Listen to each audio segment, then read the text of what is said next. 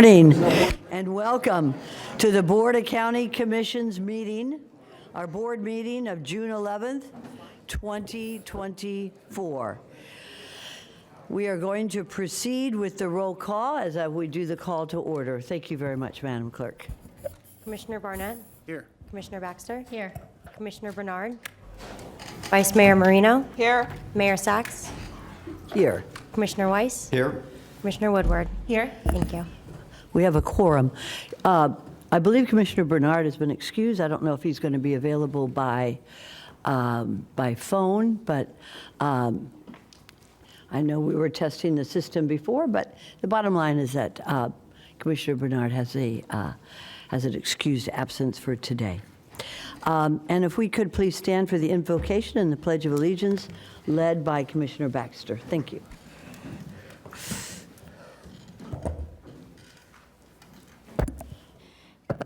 Dear God, as we gather here today, we pray that we are ever mindful of opportunities to render our service to fellow citizens and to our community, keeping in mind always the enduring values of life, exerting our efforts in those areas and on those things upon which future generations can build with confidence.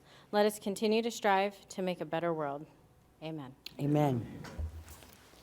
I pledge allegiance to the flag of the United States of America and to the republic for which it stands, one nation, under God, indivisible, with liberty and justice for all. I'm not saying anything. I know. Hi, good morning, everybody. If we could have Ms. Baker for additions, deletions, substitutions. Mayor, Vice Mayor, members of the board, on page 16, item 3E2 has additional summary information. On page 20, 3E7 has been deleted for further staff review. On page 39, 3I2 has a revised summary. Page 49, 3AA1 and 3AA2 has been deleted for further review. On page 55, 3DD1 has a revised summary. That concludes the substitution, additions, and deletions. Very good, thank you. And we have a vote on the adoption of the agenda as modified. So moved. Second. Okay, I have a first by Commissioner Baxter, second by Commissioner Weiss. All those for, anybody opposed? See that it passes 6-0. All right, let's move on to the consent agenda at this time, which is found on pages 9 to 55. Does anybody wish to pull anything from the consent agenda?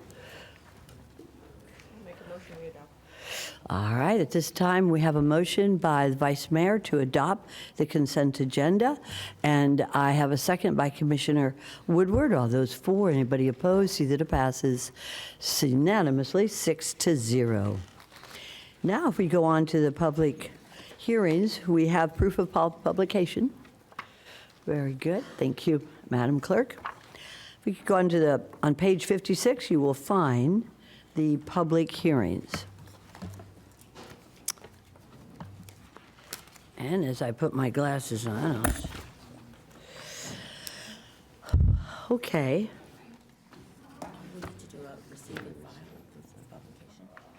We did. We have a vote on the proof of publication. Do you want me to do it again? Just do a receive and file. Okay, receive and file at this time. Thank you very much. We have a first by Commissioner Weiss, second by the Vice Mayor. All those for, anybody opposed? See that it passes 6-0. And I'd like to recognize Mr. Rutter.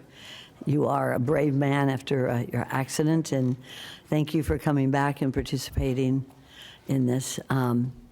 Good to see you again. Thank you, Mayor. Happy to be here. Yes, good to see you. Okay, but 4A1 on public hearings. Do we have, let me see. Mayor, I don't think we need a Do you need presentation. a staff report? Does anybody here wish to hear a staff report on 4A1? See no one? Yes. Okay, Commissioner Baxter would like to hear it. So You may proceed. Good morning, Mayor, Vice Mayor, Commissioners, Ms. Baxter. Michael Gauger with the Palm Beach County Building Division. Good morning. Good morning.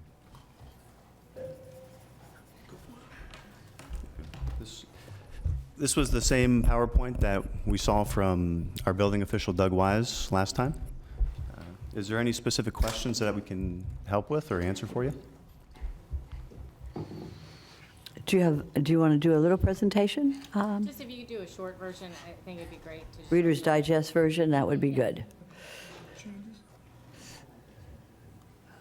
The sources that we used the existing Chapter 1 from Palm Beach County, a base chapter from the Florida Building Commission, as well as the BOAF ICC.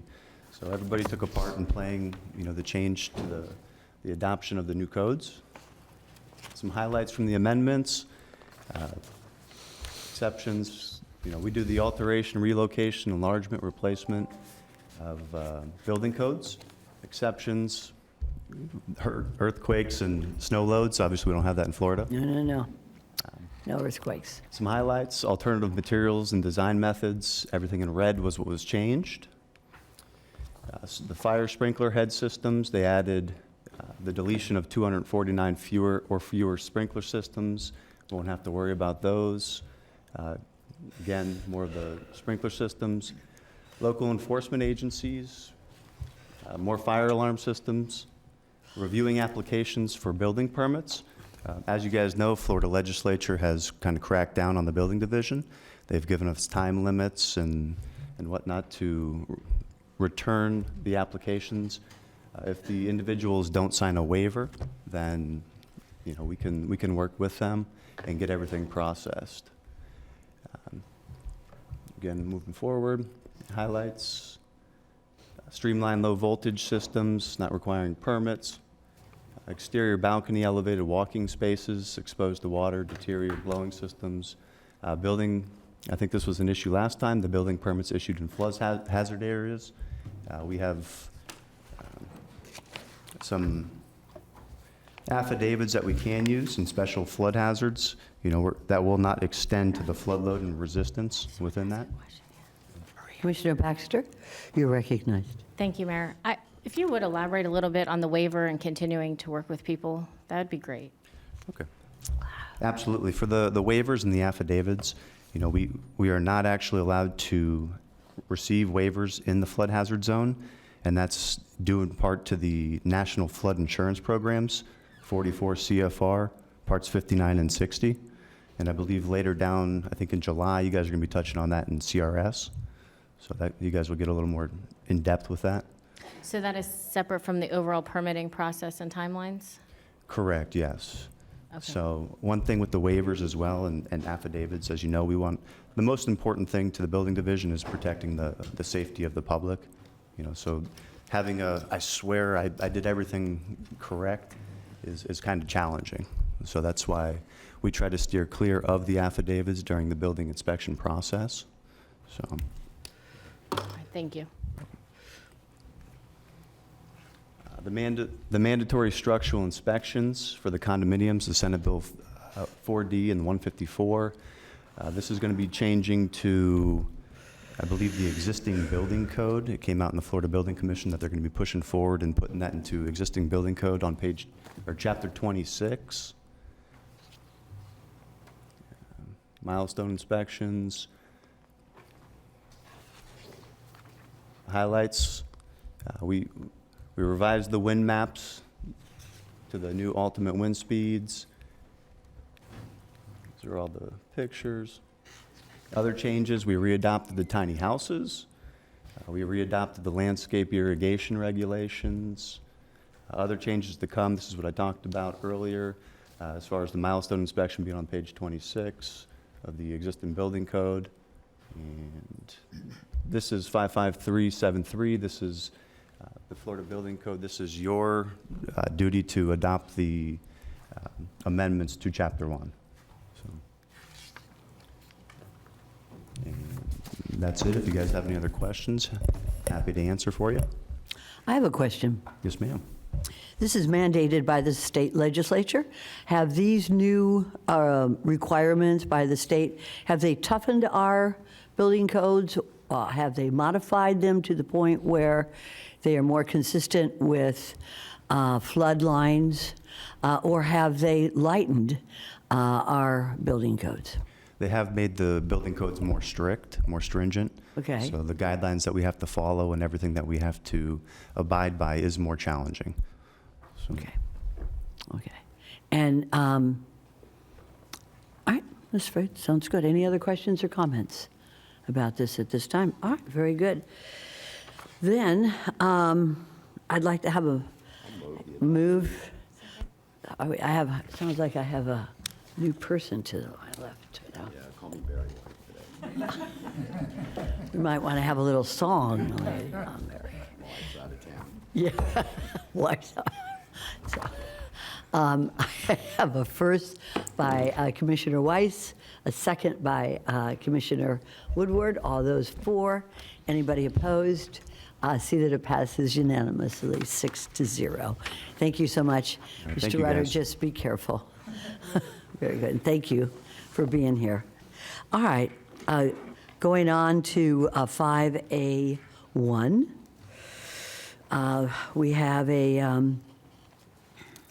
We have to be approved by a supermajority vote on this one. Mayor, I'll go ahead and make a motion to approve the purchase and sale agreement. All right. We have a first and a second. Now, I guess we don't need a staff presentation at this time. If somebody Mayor, may I wished be to have it? recognized? I'm sorry, I can't hear you. I just need the maker and seconder stated for the record, Okay, please. I just wanted to be sure before we voted that whether or not we were going to have a staff presentation. So Commissioner Weiss, your light is on? No, sorry. That's okay. So what we have is, anybody want a staff presentation? Seeing none at this time. And if we could have the vote again, we have a first to adopt, motion to approve the 5A1 on airports.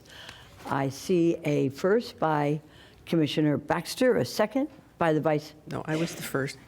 Okay, we're doing it all over again. So first by Commissioner Baxter, a second by Commissioner Woodward. All those for, anybody opposed? 6-0 unanimous. I believe we meet the requirement for the supermajority. We're moving on also on 5A2. Would anybody like to have a report at this time? Seeing none, is there a motion to approve 5A2 at this time? By Commissioner Weiss, second by Commissioner Woodward. All those for, anybody opposed? See that it passes unanimously, 6-0. Moving on to 5A3, and this is a motion to approve, and this is an and. So I would imagine that we have one vote for two. Is that correct, Madam Attorney? So if I could have somebody. I'll move item 5A3, A and B. Very good. I have a first by Commissioner Weiss, second by Commissioner Baxter. All those for, anybody opposed? 6-0, unanimous. Moving right along, I'm glad y'all are sitting down there at the staff. 5A4, and I am looking at Madam Attorney. Should we do these separately? I would imagine. You can do them all at once if you'd like. Let's do them all at once. 5A, 4A, B, and C. If I have a motion to approve by Commissioner Weiss, a second by Commissioner Woodward, all those for, anybody opposed, see that it passes unanimously, 6-0.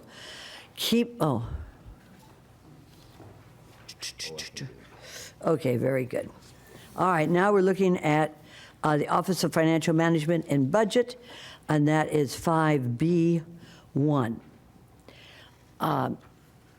And I see that we have our constitutional officer here, but let me ask my colleagues. Yes, would we you need a listen? presentation. Yes, we want a presentation. And good morning and welcome to the Board of County Commissioners. Good morning. Nice to see you all. I feel privileged. I'm your first presentation. Always the best, thank you. It's a pleasure to be here. As you know, this time of year, I usually come and speak to you just for a few minutes about how tax roll is looking and how property values are moving in Palm Beach County. Annie. I do want to quickly, I don't normally do this, but I do want to make sure I introduce Cecil Jackson, my chief appraiser, who you'll see in my stead, Dino Maniotis, my tax roll coordinator, Andrea Simon, my finance director, who puts our budget together for us, and Becky Robinson, our PIO. They're all with me, great parts of my really amazing team. I want to start today with the high-level numbers, as I always do.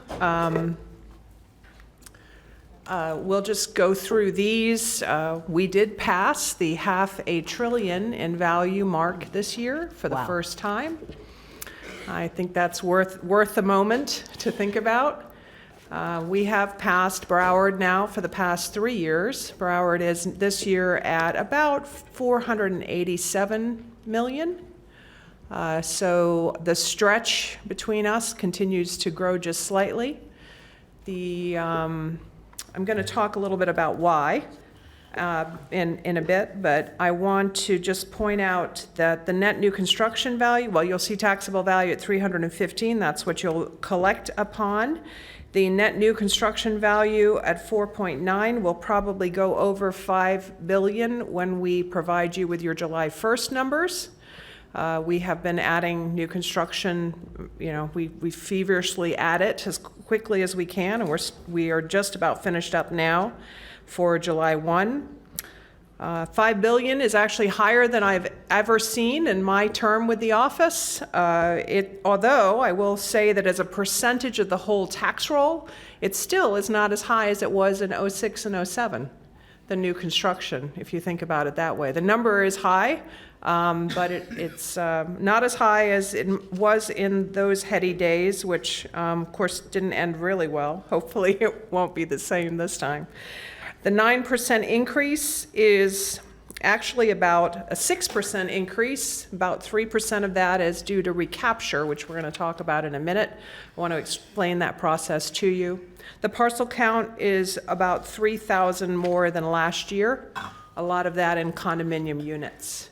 A lot of condominiums coming in. The tangible accounts declined slightly, very slightly, less than 1,000 over last year, but that's because businesses open and businesses close, so there ends up being a kind of balance in the tangible number.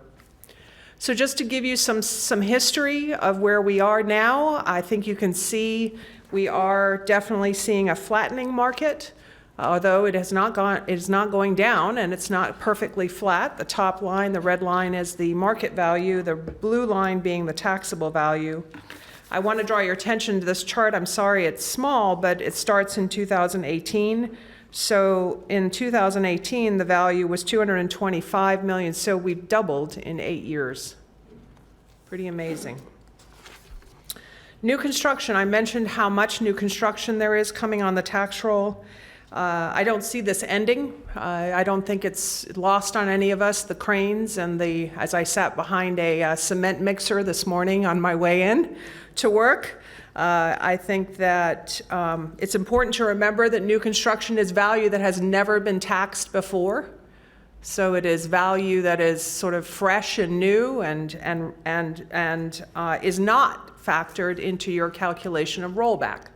So when you look at your rollback calculation, which I know you'll hear coming up from your finance director, it's the rollback rate doesn't include the value that you would collect from new construction.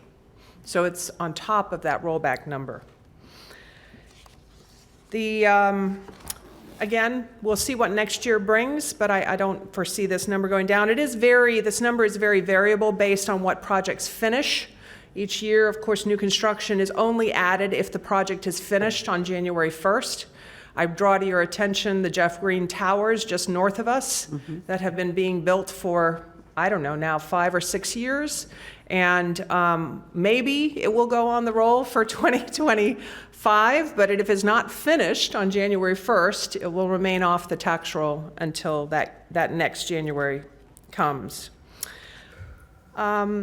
I have a couple thoughts I want to pass on to you, and I want to specifically discuss recapture.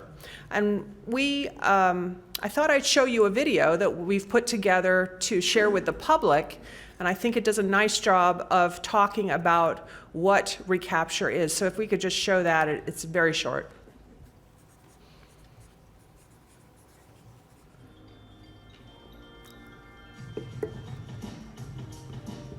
Florida's property tax caps can cause your assessed value to increase, even if your market value does not.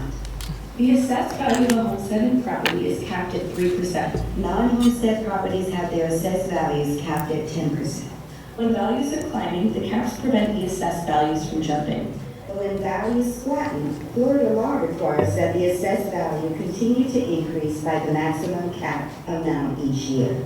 The law states that assessed values must continue to rise until the gap between the assessed value and market value is recaptured, or the assessed value equals the market value. As property values flatten, you may see this happen to your home or business. Even if the market value of a property does not increase, its assessed value may increase, causing your taxes to rise. This is the action of Florida law. During years of rising market values, the property tax caps protected property owners from significant tax increases. Now, as markets soften, the property tax caps can cause assessed values to increase, even if market value does not. If you have any questions about this recapture process, please contact our office. Thank you. Thank you.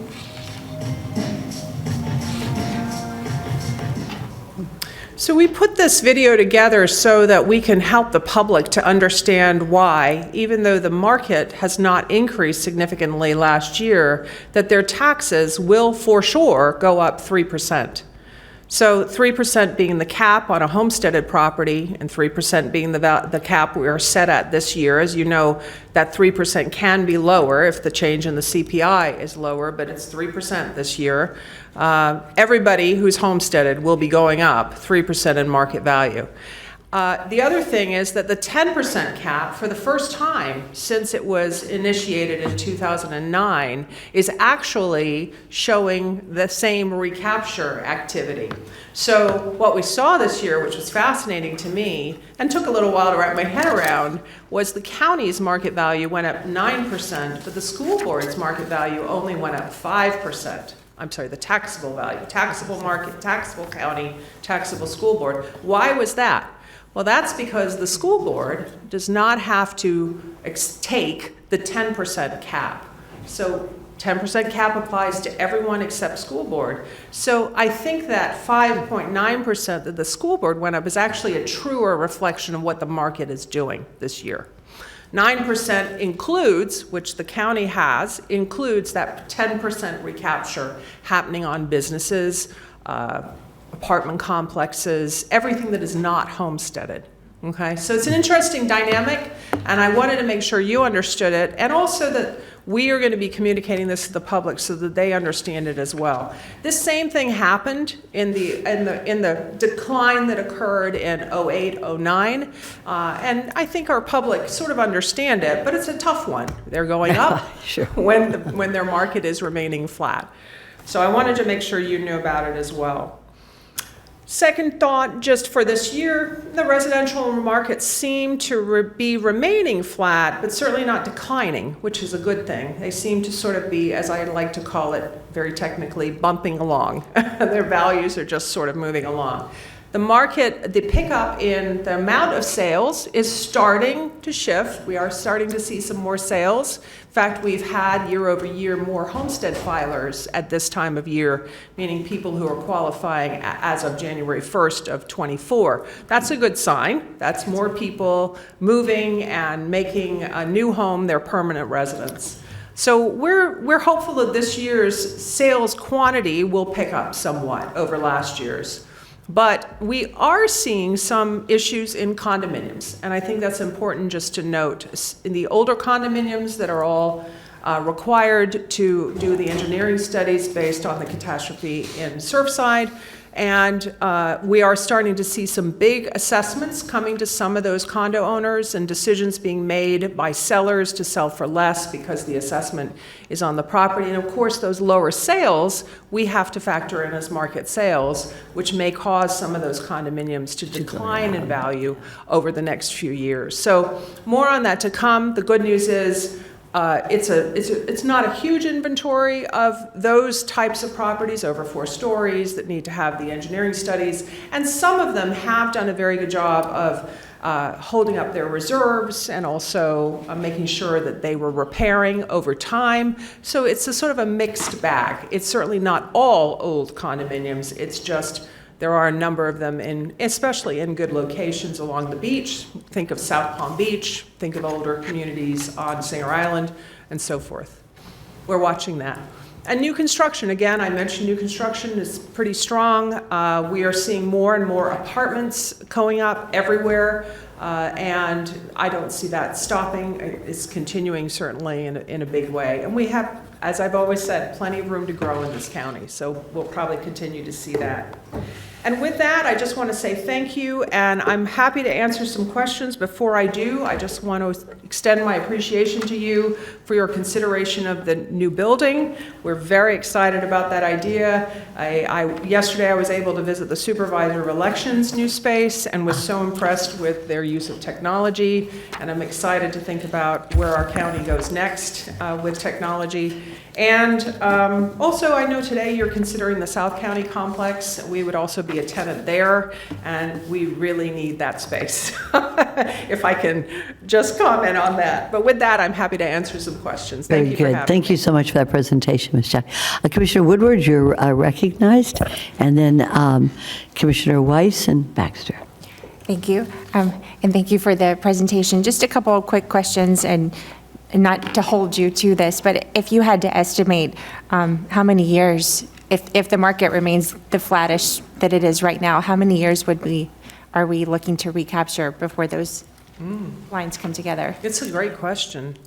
Probably not, I would think less than 5 years.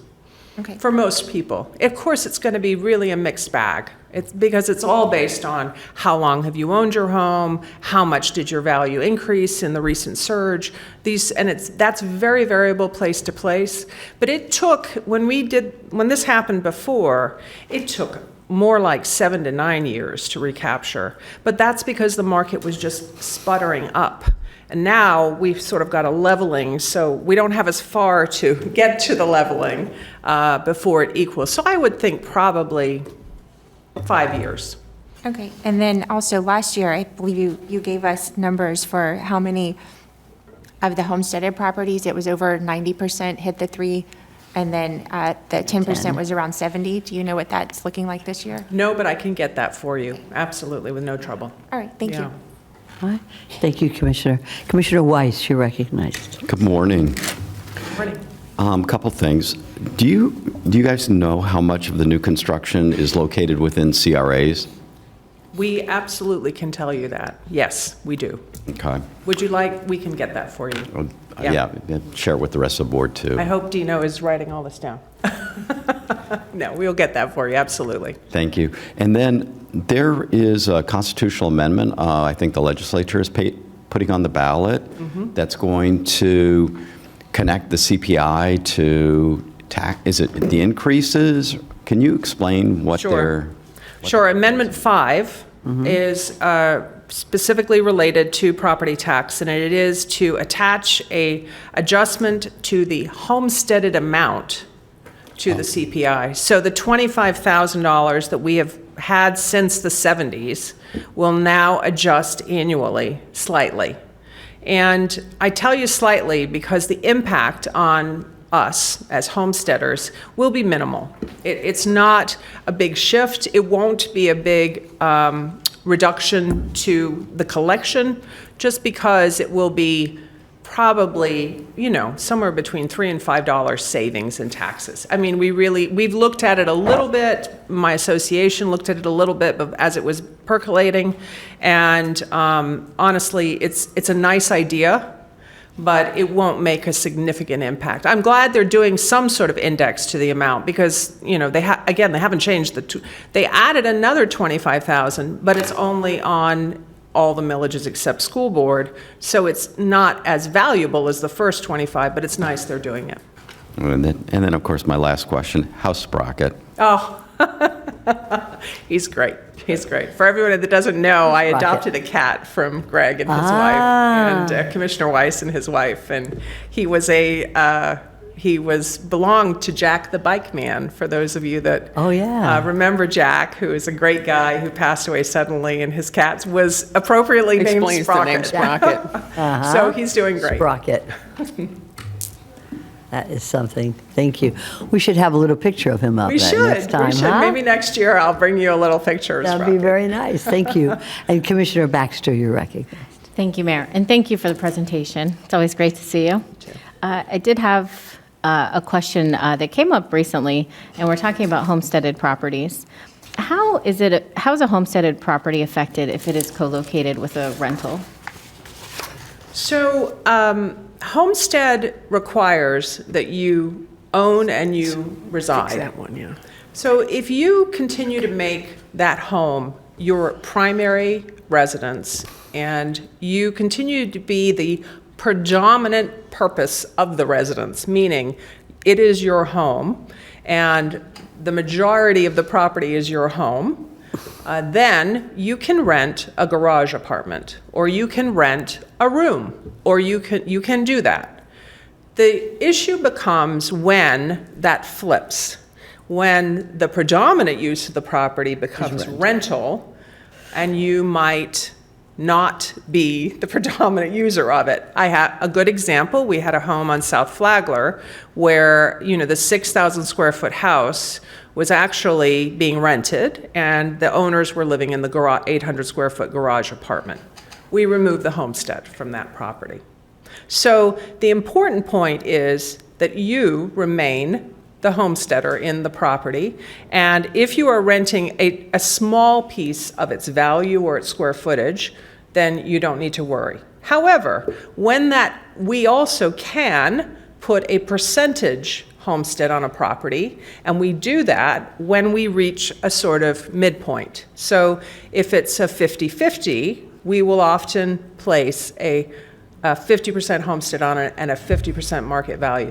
But we try to be very careful with this because often those garage apartment examples are not all the time. They're not. Sometimes they're family, sometimes there's somebody just we have to be very careful because what we don't want to do is pull someone's homestead off, which causes their cap to reset. Right? And then if they say, well, now I'm not renting it anymore, we can't go back. We actually cannot go back to that original value. We have to start again fresh at that new market value. So Palm Beach County, every county addresses this slightly differently. I mean, I will tell you that. It's not uniform because the state has never given us uniform, you will do this and you will do that with this situation. We do watch the courts. The courts do weigh in on this. And recently in Sarasota, they weighed in and we were able to begin the process of percentage, partially homesteading and partially not, which we began doing in some instances. But I really feel that in respect to most owners in most situations, we're careful that if it's just a small part of the property and if the owner remains at that property and it is their home, that we leave the homestead in place. Thank you so much. Absolutely, yes. It is complex. Vice Mayor Marino, you're recognized. Thank you. And to continue on with that, VBROs, if you actually 100% vacate your home and rent it, at one point in time do you lose your homestead exemption? Homestead is just like value. It is as of January 1st. So if today I was living in my homesteaded property, and then July 1st I moved out and I began VRBOing it, I would lose my homestead the next January 1st, so for 2025. That didn't answer the question. Okay. Let me rephrase. I sound like an attorney. Let me rephrase. Some folks will vacate their home and rent it VRBO for 30 days. Mm-hmm. Some will do it for 60 days. Some will do it for 90. Some will do it for 120. So is there if you vacate your home and you rent it VRBO for 30 days, do you lose your homestead? So, thank you. I'm with you now. Homestead law says that if you vacate your home, you're no longer a resident there, you cannot rent your home for more than 30 days a year. You can do that 2 calendar years in a row. So you can do it 1 year and the next year, and then you can do it no more. If you rent your home for longer than 30 days and you are not a resident there, you are somewhere else, you lose your homestead. Okay. We discover this a lot through both communication. We have an interactive communication with the tax collector, who is providing us with the business licenses for legitimate VRBOs. We're receiving that information, and we immediately begin an investigation. We also hear about people who rent their property from the tenants sometimes. Your utility department is wonderfully cooperative. When somebody comes in to get a new water account, they contact us if there's a homestead on the property. They look it up in our website. So, and we have that relationship with many cities. So this is a lot about how we get that information. And obviously, we also go on the internet and verify the information ourselves that the property is available for rent on VRBO or Airbnb or any of the sites. Yeah. So it's 30 days a year. And then, but again, like I said, if you haven't abandoned it, if it continues to be your homestead, we address it a little differently. Okay, thank you. Very good. I have one Go more right ahead. question. No, go right ahead, Vice Mayor. Could you explain a little bit more tangible accounts? Sure, absolutely, yeah. For some people, they don't know what that is. So tangible personal property is a business tax that is only for businesses in Florida. Individuals don't pay it on their home, but it is for your fixtures, features, and anything in the property that is part of the use of the property other than inventory. So my best example is Publix. Publix pays tax on both its land and its building if it owns it. It also pays tax on the shelving, the refrigeration equipment, and the cash registers, anything in the store that is part of that business, anything but the inventory. And that is what tangible tax is. So it's tangible in the sense that it's movable. And some of our largest taxpayers are tangible accounts, including FP&L, because their equipment at, say, the plant at 20 Mile Bend is actually movable. So all of that is taxed as tangible personal property. Thank you, that was a great explanation. And by the way, just important note, small businesses, there is an exemption, rather like a homestead, on tangible accounts. So if your tangible property is only less than $25,000, you don't pay the tax at all. So I'll give you a beauty salon or a small restaurant won't pay this tax at all. Great, thank you. And your office is always available for questions by the public. Could you just state, because I know we're being broadcast, could you state for the record where your offices are located right now? Yes, absolutely. So certainly we're here in the Government Center. We're on the first floor. So it's easy, hopefully, in and out. But this is not our busiest place. South County, we are at Jog and Atlantic, West Atlantic, next to the police station. I like to call that the safest office in Palm Beach County, and the sheriff's office. And we're in North Palm Beach in the courthouse. We are on PGA Boulevard. We're in Royal Palm Beach at near the library on Royal Palm Beach and Okeechobee. And of course, we're in Belglade at the Belglade Center. Very good. And I know your staff is very, very informative and accessible for questions by the public. Commissioner Woodward, you're recognized. Thank you. I just forgot to ask, can you share the video with us so we can push it out further too? Thank you. I would appreciate that. Yes, absolutely. All right. Thank There you. are no further questions at this time. Thank you so much. I appreciate your presentation. I know. And let the record reflect that Commissioner Bernard is on the line and would like We need to take a vote to. put him into the meeting. I move that we Okay. allow Commissioner Bernard to participate remotely. Very good. Second. All right, all those for, anybody opposed? See that it passes unanimously, 6-0.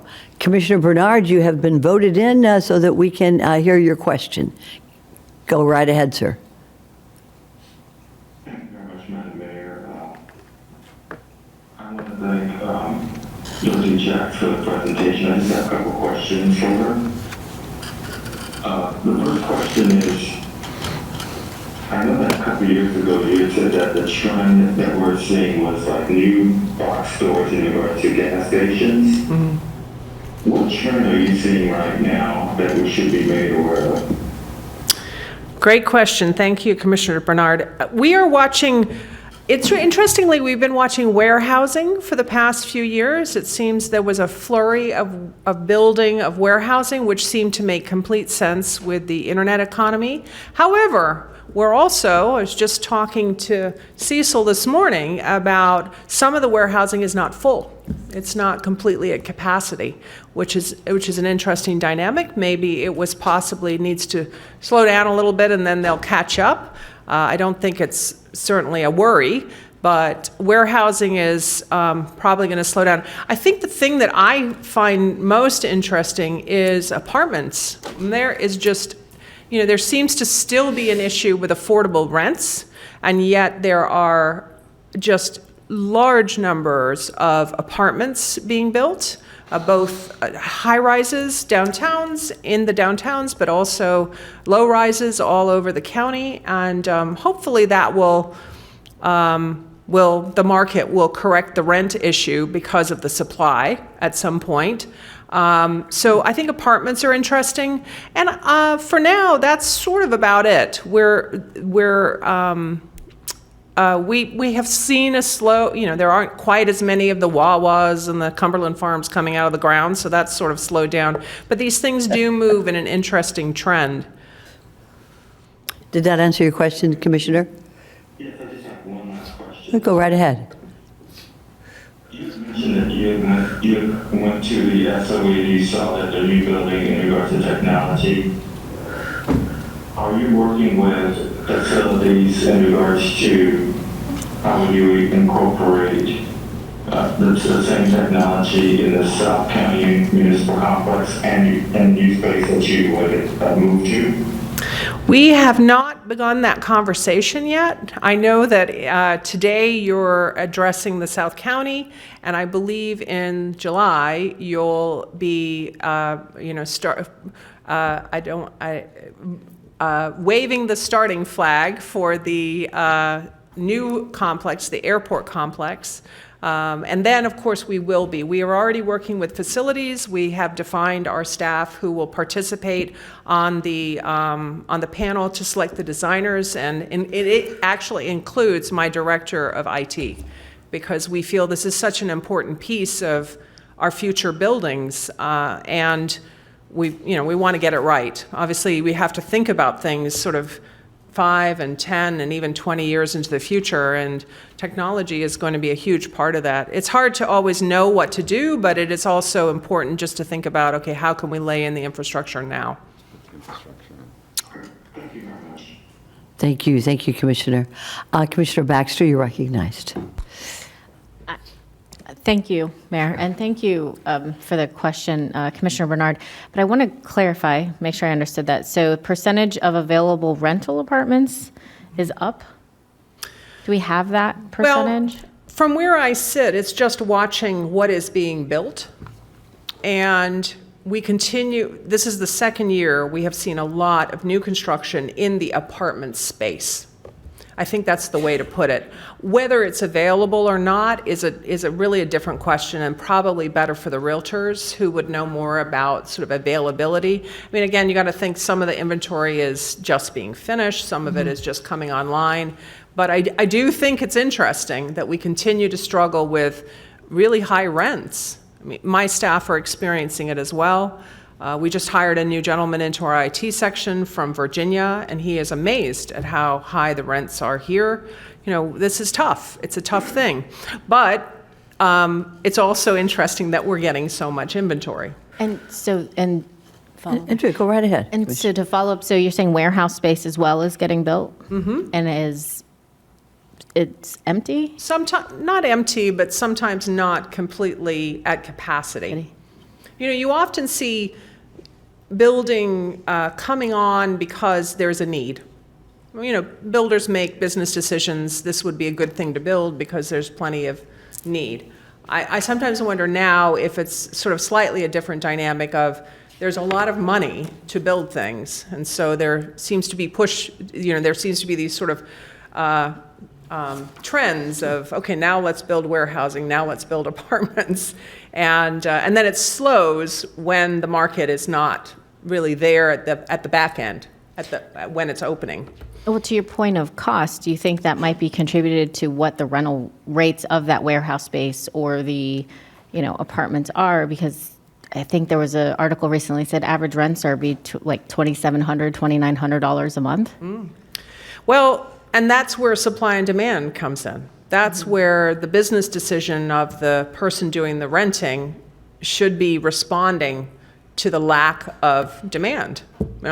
It's just an economic dynamic that we hope they will see in both of these spaces. And there's a lot smarter people in this world doing this sort of stuff than me, but one hopes that we get back to that economic principle. There's plenty of supply, so let's start answering the demand and lower our pricing. Thank you so much.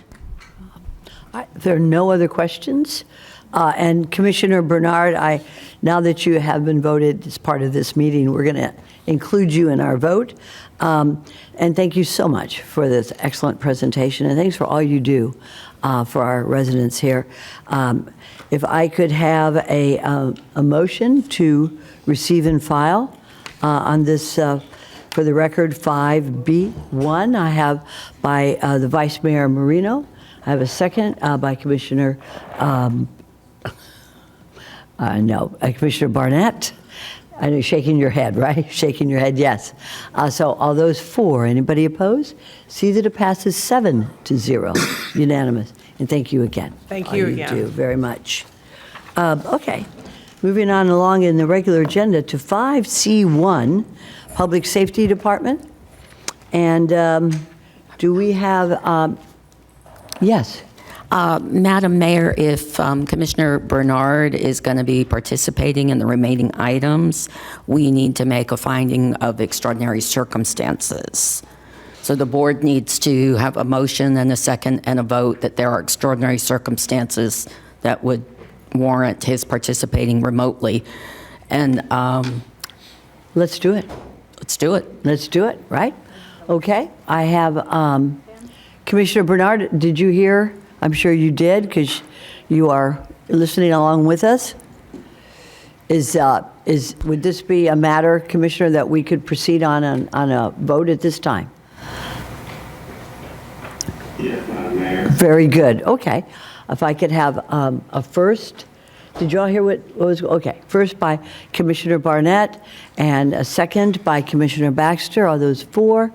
Anybody opposed? See that it passes. Can he vote on this? It should be 6-0 or 7-0, Madam Clerk. 6-0, unanimous at this time. Thank you very much. Okay, Commissioner Bernard, we are proceeding, and going right along. Thank you, Ms. Kaufman. Going right along to 5C1. Yes. Are we going to have a vote to determine extraordinary circumstances for every item we vote on, or is this good for the rest of the meeting? I would not think so, we're Ms. done. Kaufman, right? Okay, thank you. It's okay. Thank you. Okay, so would we like, it's always good to see you all. Would we like to have a presentation at this time? Yes, so go right ahead. Thank You're you, recognized. Madam Mayor. Good morning, Vice Mayor, Commissioners, Administrator Baker, Todd Von Lehren, Assistant County Administrator. This morning, we're here to request permission to advertise a proposed amendment to the Adult Entertainment Code, specifically related to 17-153 Work Identification Card and 17-196, which is minors prohibited for employment. This amendment is necessary to conform to new state law that was signed by the governor on May 13th of this year, and the item is scheduled for final presentation for a final public hearing on July 2nd of 2024. This presentation is in two parts. One is just a brief overview of our program for the adult entertainment program that we have, and then the second part is just some follow-up information on some of the human trafficking discussion that we had several weeks ago to just share a few updates with you with that from some directives from the BCC.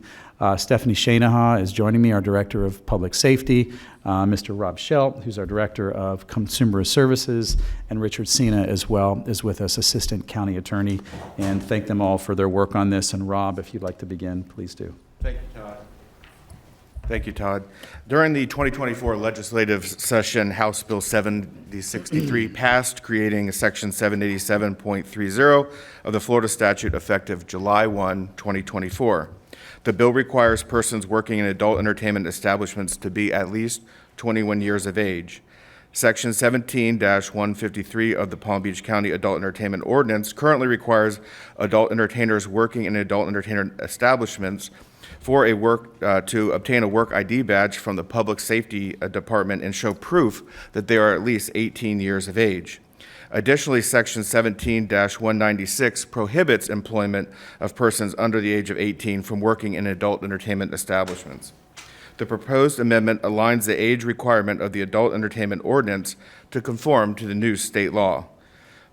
Palm Beach County club owner managers were informed of this law and changes to the ordinance. Additionally, the amendment was presented to the League of Cities and the Consumer Affairs Hearing Board and approved unanimously without objection. Because of the numerous concerns of minors performing in adult entertainment establishments, in July of '99, the Board of County Commissioners amended the Palm Beach County Adult Entertainment Code to require performers in adult entertainment establishments in Palm Beach County to obtain a work ID card from the Public Safety Department. There are approximately 1,400 work ID cards issued annually. 6% are currently between the age of 18 and 21. As of April 29th of 2024, there are 2,779 work IDs.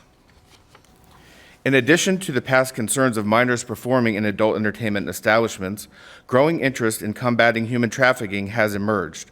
According to the Polaris Project 2020 statistics, Florida ranks 3 for calls to the human trafficking hotline. The current adult entertainment ordinance requires persons performing as an adult entertainer to obtain a work ID badge. Adult entertainment establishments allowing persons without an ID badge to perform are subject to civil penalties. The ordinance applies throughout the county unless a municipality opts out. Currently, all applicants for an adult entertainer ID badge must be at least 18 years of age. However, this will change to 21 on July 1 of 2024. The work ID vet card is valid for 2 years and costs $100 to cover expenses associated with administering the work ID card portion of the ordinance. In addition to clubs retaining a copy of the work IDs, they must also maintain a log from 30 days from the performance and make it available during on-site investigations or audits. Teaming up with the Palm Beach County Sheriff's Office, Consumer Affairs staff randomly audit adult entertainment establishments to ensure compliance quarterly. During these unannounced audits, performer logs are reviewed and ID badges of performers are checked. We are pleased to report that the results of these quarterly audits reveal a high level of compliance relating to the work ID badge requirements. Non-compliance may result in the issuance of fines. Under this new law, club owners, managers, employees, or contractors who employ persons under 21 years of age to work in an adult entertainment establishment could face criminal penalties as well. Now, Director Shanahan will share some additional efforts Palm Beach County is undertaking to combat human trafficking. Thank you, Rob. So starting off with the Public Safety Department Consumer Affairs Division, all licensing staff are trained to observe warning signs during the work identification application process. Observations such as who was paying for the ID badge, who was controlling the passport, driver's license, or ID, or was the applicant instructed on all points of information that could suggest the applicant is not acting on their own free will. A weekly report of persons receiving a work ID badge is sent to the Palm Beach County Sheriff's Office Human Exploitation and Trafficking Unit. In addition to these observations, Consumer Affairs staff work to make sure applicants are made aware of human trafficking resources. During the application process, applicants acknowledge the Be Free signage containing the phone and text numbers to the National Human Trafficking Resource Center. And additionally, this phone number and text are printed on the reverse side of the ID badge and made known to the applicant. Depicted on this slide is the front and reverse side of the adult entertainment work ID badge. And as you can see highlighted in yellow, that's the information that if they, after they leave our office, need to call the human trafficking hotline either for themselves or one of their coworkers, they can. And they have that information.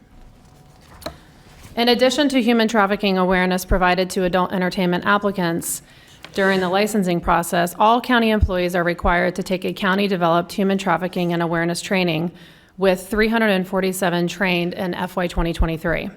Additionally, Consumer Affairs integrated human trafficking awareness information as part of the licensing process to nearly 1,000 vehicle for hire applicants in 2023. Awareness signage is also displayed at Palm Beach International Airport and in all Palm Beach County Parks restrooms. Further, Public Safety Victim Services Division co-leads the Human Trafficking Task Force and participates in the Human Trafficking Coalition for the coordination of services to victims through a variety of community partners. I wonder if at this time I'd like to interrupt you because Commissioner Baxter has a question. Thank you, Mayor. I had asked for it last time, and I don't see it in this presentation. So what is the process for somebody to obtain one of these IDs? So they come into our office, they present a form of ID, they fill out an application, and as part of the application, there is an affidavit a statement that they read that talks about if they're being coerced or in the form of human trafficking, they feel threatened, that they are aware that they have the information and resources that we provide to them, and they have the ability to either notify us at that time or they can call the hotline later, which is on the back of their badge. And then once the affidavit is filled out? And then, yeah, so the application is filled out, it's signed by the applicant, and then we take a picture of them and it's presented, the picture is on the front of their ID. And then they are to wear that badge, the ID badge, while performing. And they're not required to take a course, do any sort of informational video, any sort of, nothing else? No, they're not required to take a training from Palm Beach County. Because the last time I'd asked this question about them, us having an ordinance to potentially say, we'd like them to do something such as like the St. John School or something to make them fully aware. Somebody had mentioned, they're already doing that. Yeah, so they're not taking a training, but they're aware of the information and the resources that if they are a victim of human trafficking, they have the ability to contact either us as an office, Palm Beach County Sheriff's Office, or call the human trafficking hotline. But we do not provide a training. They're just offered resources, pamphlets, and information. And the Consumer Affairs customer service staff does go over that information with the applicant. I just think we're missing a huge opportunity here. To read something on paper is one thing, to see it, learn it in person is another. But thank you for the information. Yeah, we can certainly look into adding a training element if that is the board's direction. I would love to see that. I think going off on what Commissioner Baxter said is an excellent idea for these folks, these girls, to see a video and to have and to see it right there rather than say that they'll see it at home and sign that they did see it. And I wonder if we could, I know this is a state law now, but I wonder if we could do that as part of our county commission requirement for them to sign. And I know I would say the majority of adult entertainment folks are independent contractors. They're not employees of a facility. So I think that makes it even more important for them to have seen a video of what they can do and what's going on. Secondly, is there any requirement that they are citizens of the United States, or if not, then do we get any type of passport from where they come from? Or can they just show any kind of ID and get a license to participate in adult So entertainment. we accept passports. Does it have to be a U.S. citizen though, Rob? No, it has to be a government-issued photo ID, and then we're able to proceed with the licensing I'm sorry, when requirement. you said government issued. Government-issued photo ID. So like Oh, if they does have a that mean- passport from another country, it doesn't say U.S. government-issued Okay, photo ID. So it could be a passport of another country. Correct. So And- it's not our government. Right. So in the late 90s, the real concern was underage persons performing in adult entertainment establishments. They were under the age of 18. So the board at the time passed the ordinance to say, we want to just make sure that they're 18, noting that the county's role is not to enforce citizenship or nationality, or even if they have the right to work here. That's another federal agency's responsibility. So we don't do any screening to say if they're their work status, if they're eligible or permitted to work as an adult entertainer. Our objective is just to make sure they're at least 18 years of age. I'll also point out in this discussion that we work very closely with the Palm Beach County Human Trafficking Task Force. We sit on their groups. And initially when the Consumer Affairs Division inherited the enforcement part of the ordinance, we were working very closely with some groups that were giving out shampoo bottles that had the national hotline phone number on there. We were passing out pamphlets from the Division of Victim Services. And it later came up that through working with the club owners against sex trafficking, that could actually put the adult entertainers in danger, because if they get caught with these pamphlets in their purse and there's someone that's trafficking them, they're going to pay outside of our purview.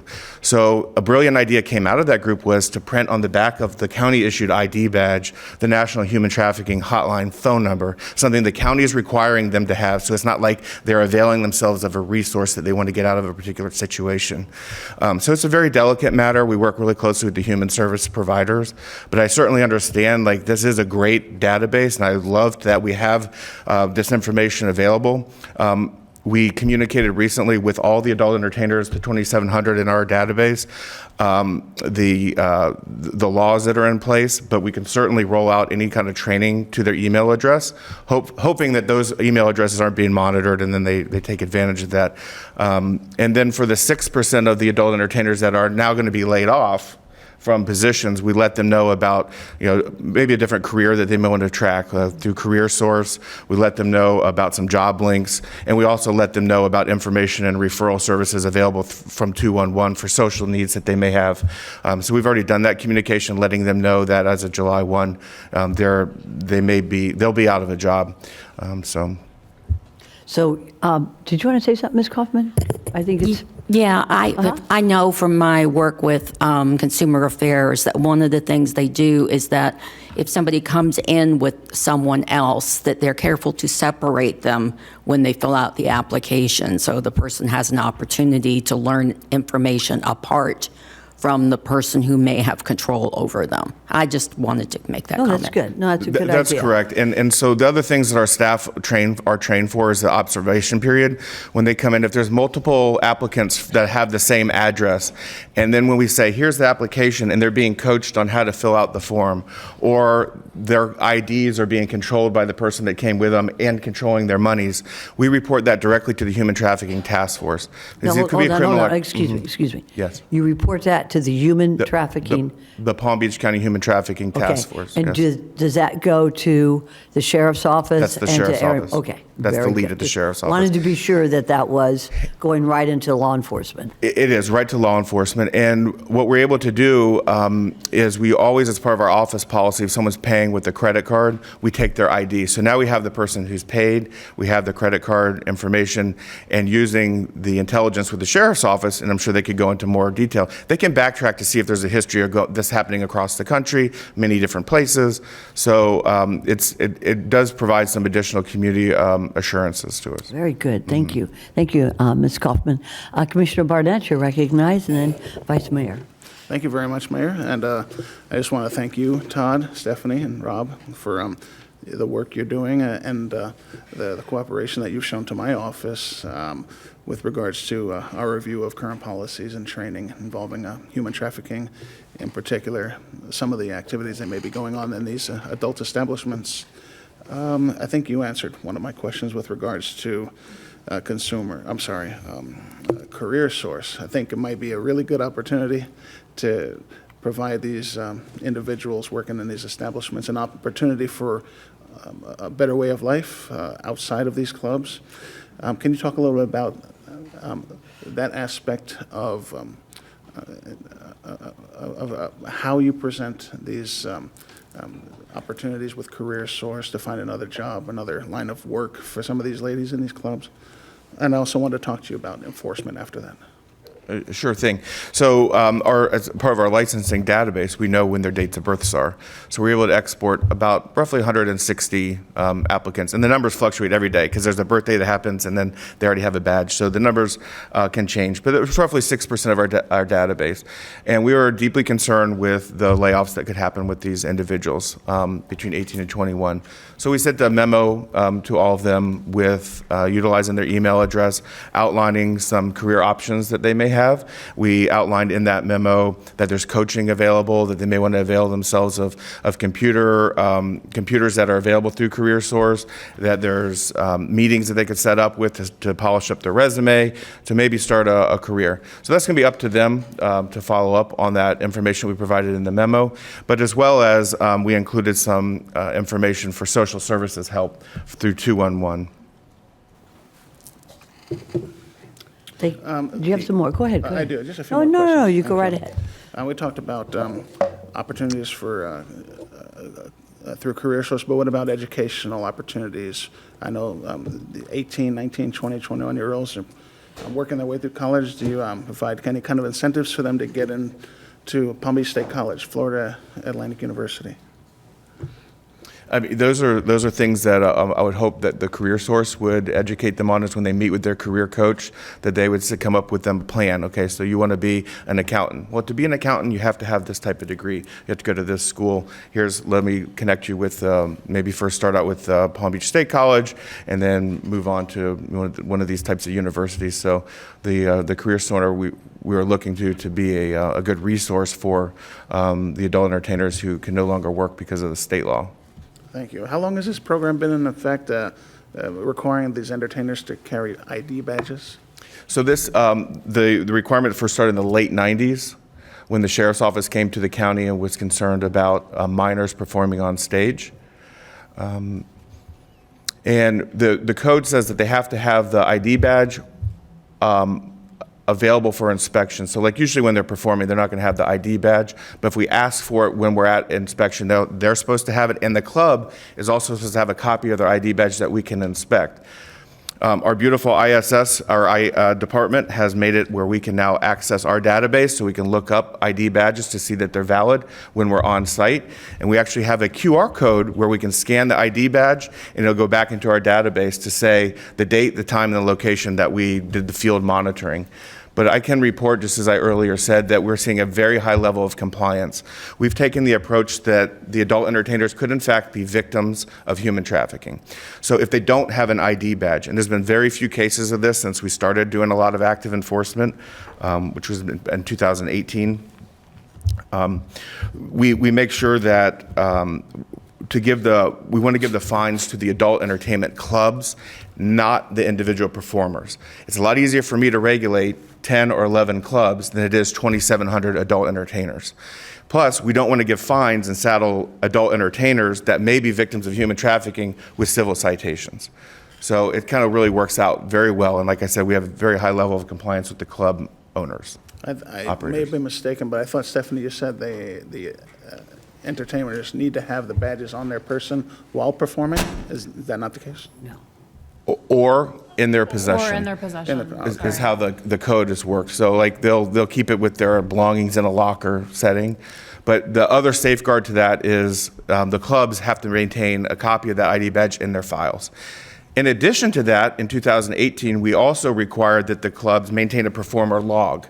So we'll randomly check the log when we do these quarterly audits and pull names of people who actually aren't there and spot check to make sure that they also have the ID badge and have been exposed to the observations, and then we point out the National Human Trafficking Hotline number as part of the application process, not only on their badge, but they sign that they read that there's these resources available for them if they themselves find themselves in a situation or they have a friend. We typically use the friend approach.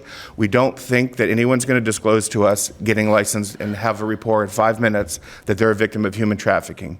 Most victims of human trafficking don't see themselves as a victim of human trafficking. It's not till you start explaining what human trafficking is, like at the end of your shift, you're giving your money to someone else. You're cut off from communication with your friend or your relatives. That may click. So we kind of say what human trafficking is without saying, you may be a victim. We just say, if you know of somebody that's having this circumstance, here's a phone number on the back of this ID badge that you can call. Now, you said these business owners are cooperating with the Department of Consumer Services.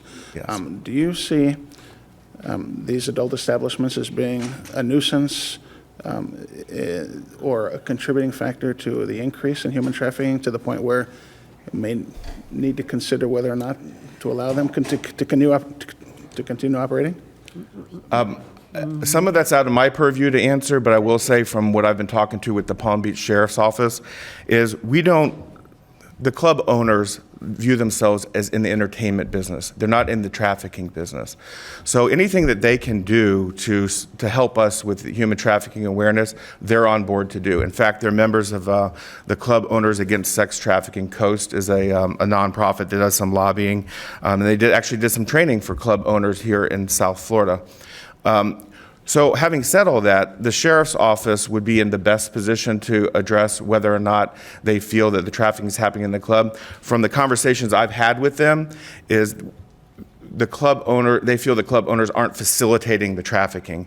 But what happens is there's like an outside individual that then takes girls that he brought over here that were doing labor or cleaning services and then brings them into a club to work, and at the end of the shift retains the money. Kind of like the internet in and of itself is not good or bad, but good things and bad things happen in the internet, right? Correct. But the sheriff's office does have a unit dedicated to human trafficking. I think they call it human exploitation unit. And you said the club owners are cooperating and operating lawful yes, businesses. And they participate when we convene meetings as well, when there's changes to ordinances. You mentioned at the beginning of this program, you said it was instigated because PBSO was concerned about minors being exploited in some of these places. This PBSO, I think we mentioned this during agenda review, PBSO have any role in enforcement, or is it your department? They're extremely cooperative with us. So when we do our unannounced quarterly audits, they will send units with us. Sometimes it's a lot of units, and it's too much. And then other times it's the right, ideal, perfect amount of units. There are reputable clubs. There are clubs that we know are extremely reputable, and I feel safe allowing my people to go there without PBSO. Do your people have arrest powers? Are they agents? Are they sworn? Consumer affairs investigators do not. We issue civil citations. Okay. Under this new law that just passed, there actually is going to be, there's a misdemeanor if a club owner utilizes someone that's under the age of 21 to work. So like if they're a valet, if they're a server, if they're a waitress, a bartender, anything of that nature, even if they're not an adult entertainer, but they're in the club, that they can get a misdemeanor criminal arrest. They can get a second-degree felony arrest if they use someone that's over the age of 18 but under 21 and they're performing nude. So they're a dancer. Okay. So it created a felony in this new law, which is a big deal. And so this is being talked about in the adult entertainment circles throughout Florida. I appreciate you answering my questions, and thank you for what you're doing. Thank you. Yep. That's all I have. Vice Mayor Marino. Thank you. Actually, that Commissioner Barnett did bring up the same thing I was going to about contacting Career Source, especially since they have a young adult program from 16 to 24. And we as employees are required to watch a human trafficking video. So I think that Commissioner Baxter, great idea. That is something that should be in process going forward. We have to watch it. I think, they should too. So I just wanted to comment and applaud the rest of the commission for their great thoughts. Thank you. One question, and then I'm going to ask Ms. Kaufman.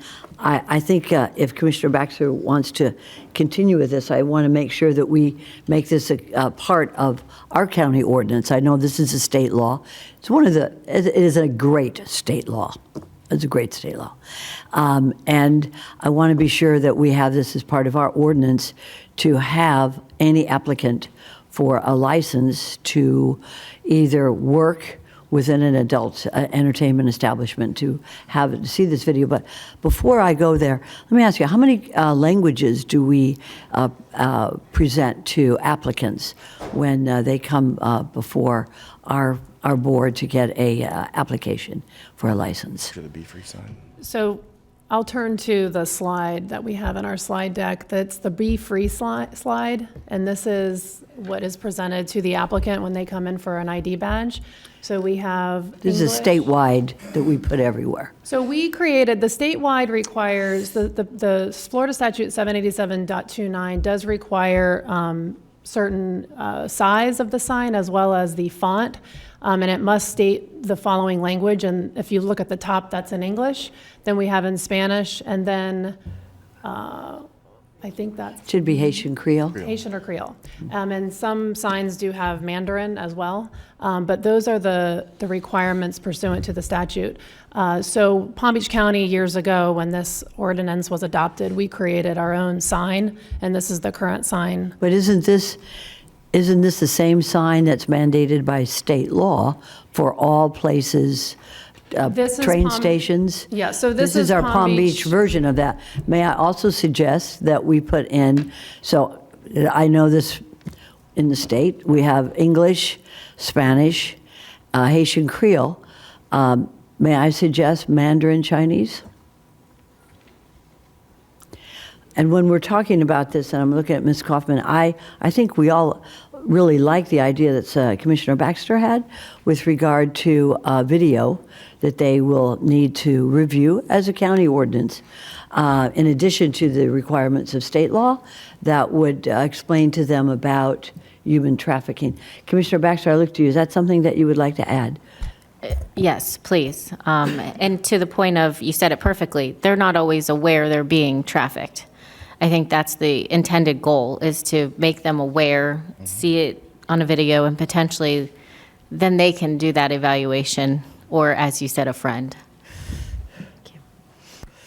All right, and also as part of that video, if it could be in a couple of languages as well, or at least maybe English with subtitles, I don't know what would be the appropriate way, but I think that either way, I think it's important that it be identical to the languages that we show on our placards throughout the county. Mayor, Yes, go and ahead. I think instead of us potentially using a lot of resources, if you could follow up with, especially the St. John School, I believe they have these videos. And if not, they'd probably be very interested in helping provide them. I do think that it'd be easy for us to roll out a video link to all the applicants. So I just want to make sure that we're understanding the board's direction. Are we saying that they need to have a completion certificate, that they watch the video before they obtain an ID badge, or after they've obtained an ID badge, we can roll out the training video? I think in order to get the ID badge, that, they're doing this. And I'm not sure how that renewal goes, but maybe as part of the renewal process, also providing that, certificate of completion. And we'll work with the county attorney's office to make sure that we can include this language in our ordinance. And I think we're not going to be able to make that determination today, but we'll definitely look into it. And if not, like Rob suggested, the possibility of rolling out the video post getting the license, if we're not required to have them watch the video to obtain the license, we can certainly do that. I disagree with that. I think that, and I defer to our attorney, but we watch this video. And if somebody is going to come in and get a license to perform in an adult entertainment center, which you all have said in your research, because this is what your specialty is, that these may be sites, probably the most increased sites for human trafficking, I would suggest to our attorney that Commissioner Baxter's recommendation that they see it before they get it would be perfectly normal and good for our county. What do you say, Ms.? I think that that would be perfectly fine. I think with the motion that you have in front of you today, you can still move forward and just say, motion to approve the proposed ordinance with the proviso that applicants for licensing or renewal be required to watch a video prior to licensing or renewal. And that would be part of your motion, so that when they come back with the ordinance, they will, amend the title and amend the ordinance to include that. So well said. Madam Mayor, there's just one item that we just wanted to draw to your attention on the legal side of this, and if it's okay, because we've looked at a few cases and case law that are either in the process and exist on these kinds of requirements, and maybe Richard, you can just chime in briefly if you'll allow us to research that as part of this. Good morning, Richard Center from Good the morning. County Attorney's Office. So with these type of regulations on adult entertainment establishments and adult entertainers, they're based on the negative secondary effects that affects the community and not the freedom of expression aspect of it. So there's a very specific test that applies to regulations that seek to curtail the secondary effects. There is litigation currently in the federal district court and now up to the 11th Circuit in Jacksonville regarding the age requirement that the state has adopted, but also at issue was a required human trafficking course. The city of Jacksonville actually decided, there were two cases, they decided to take that requirement out. So it's not currently being litigated, but it might be something that just requires a little bit more research just so we implement it correctly, and then we're not running afoul of any constitutional issues. Sure. So let me understand this. This state law, which is going to take effect on July 2nd, or no, wait, let me see. July 2nd, 2024. No, that's our hearing. July 1. When does this take effect, Todd? July 1st of 2024, the state law takes Okay, the state law. This state law is presently being litigated in the federal courts in Jacksonville? The state law isn't being litigated. It's a city ordinance for the city of Jacksonville that We are Palm Beach County. So what you're asking us today is to approve on preliminary hearing a state law. Is that state law is not being litigated, so we can proceed on this issue today. Is that correct? correct. And Okay. So I just want to be sure, because if it's being litigated, then we'll take it off the calendar and we'll wait until the litigation is completed. So is there a mandate, is there a prohibition on a county to add a requirement to see a video that would not be consistent with this state law, Ms. Kaufman? I want to make sure that I don't think he's saying that it's inconsistent with the new state law, but he's saying that there's a course required in Jacksonville, and that course is in contest right now in the courts. Therefore, if we go ahead and add a requirement for a video, that depending on the outcome of the Jacksonville case, our requirement might also be in jeopardy. So there's a couple things we can do. If I could just amend that a bit, there was a requirement in the city ordinance in Jacksonville. That was part of the entire ordinance that was being litigated. That human trafficking course requirement was taken out. So it's not even part of the case. It's not even part of the case anymore. So then what are we talking about? I don't know. It was removed from their ordinance. So then there is currently nothing going on in the courts. Thank you, Ms. Kaufman. I appreciate that. Wait, now we've got Commissioner Weiss and Commissioner Baxter. Commissioner Weiss, and then we'll go to Commissioner Baxter. Thank you. Look, and I understand what everybody's trying to do, but I think at this point, rather than put it into the ordinance that it comes back, I think we give direction to county attorney to go back and bring us the research on this. I don't think we need to be party to another lawsuit if we can avoid it. Commissioner Baxter?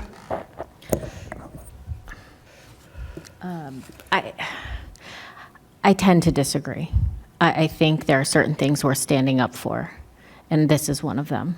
I think when it comes to women being trafficked, it's one of the most atrocious things that can happen, and I think having them educated. Now, I do agree that I would like to, include the attorney's language with the motion and understanding that there's no current litigation pending on that.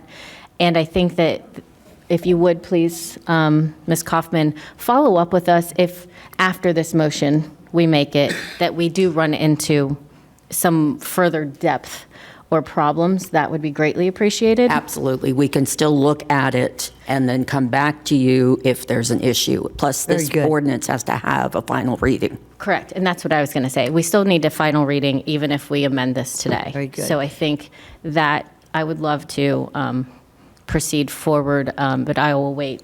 If there's any other lights or No, would I it be a think good that- time to make the motion? I think that I certainly respect and appreciate your statement on standing up for victims of human trafficking. And I think that we shouldn't be cowed by any other municipality or any other group in this state that wishes to weaken it at all. So we have a great magic words from our county attorney, and I'm sure, Madam Clerk, you got most of those down, those magic words? We got it. Yes? Yes. Yes, she did. Okay, so why don't we proceed to a vote, Ms. Kaufman? And if I have a first by Commissioner Baxter, and I have a second by the Vice Mayor Marino, and all those for, anybody opposed, see that it passes unanimously. So why don't we send that over to you all, and the vote today is to approve on preliminary hearing, reading, and permission to advertise for a public hearing on July 2nd. So we will revisit this a little later. Commissioner Woodward, you're recognized. Thank you. Thank you. I just wanted to, as you're doing the research on this, I think it's important that we don't make it like a pass-fail course. It's information. So presenting a video is not Yes. Right. watch. We have to answer questions on ours, but I mean, we do have a pass-fail. But in order for this, I think to not be like a course, it's information. So as you do your research, just do it as a way, how can we present the information to them? And then it's on them what they do with it. Understood. And I think that's very good, and I think that sort of softens it a little bit, too. Information is gold, and that's what we should do for any person who applies for a license in this Palm Beach County. I want to thank you so much for all you do on this. Thank you. This is tough, and it's very rewarding for all the people here. Thank you so much. Thank you. Okay. Thank you very much. We are ready to move forward on 5D1, Office of Equal Business Opportunity. I see you've been here patiently. Thank you so much. We are ready for a presentation. I know I received one the other day. Thank you.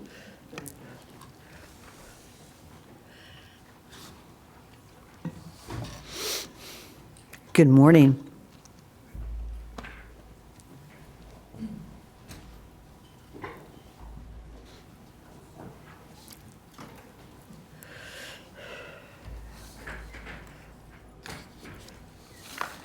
You're recognized. Good morning. Thank you, and good morning, Mayor Sachs, Vice Mayor Marino, members of the board, Administrator Baker. We're pleased to present fiscal year 2024 quarter two and the fiscal year 2024 semi-annual Small Minority Women Business Enterprise Participation Reports. Joining me today is Tanya Davis Johnson, Director of the Office of Equal Business Opportunity, Alan Gray, Manager, Nicole Davis, Contract Analyst, as well as Richard Senna, Assistant County Attorney. I'd also like to acknowledge members of the EBO Advisory Board, including the chair in attendance. This presentation will provide a brief program overview of quarter two cumulative dollar spend with local, small, minority, and women-owned businesses, as well as a spend by industry. We'll also present the overall spend by commission districts, as well as the number of certified vendors by quarter, semi-annually, and by commission districts. I'll now turn it over to Ms. Davis Johnson as well as Ms. Davis to proceed with the presentation. You're recognized. Thank you, ACA Dorn. I would like to say good morning to Madam Mayor, Madam Vice Mayor, Board of County Commissioners, Madam Baker, and also Attorney Kaufman. Thank you. We will first begin with our why. Our why is to eliminate the disparity small businesses experience in public and private sector contracting. Our mission, to foster the inclusion of local SMWBEs in the county's procurement process, which influences the economic development of the county. Our vision, to be the most valuable resource and leading advocate for SMWBEs throughout Palm Beach County.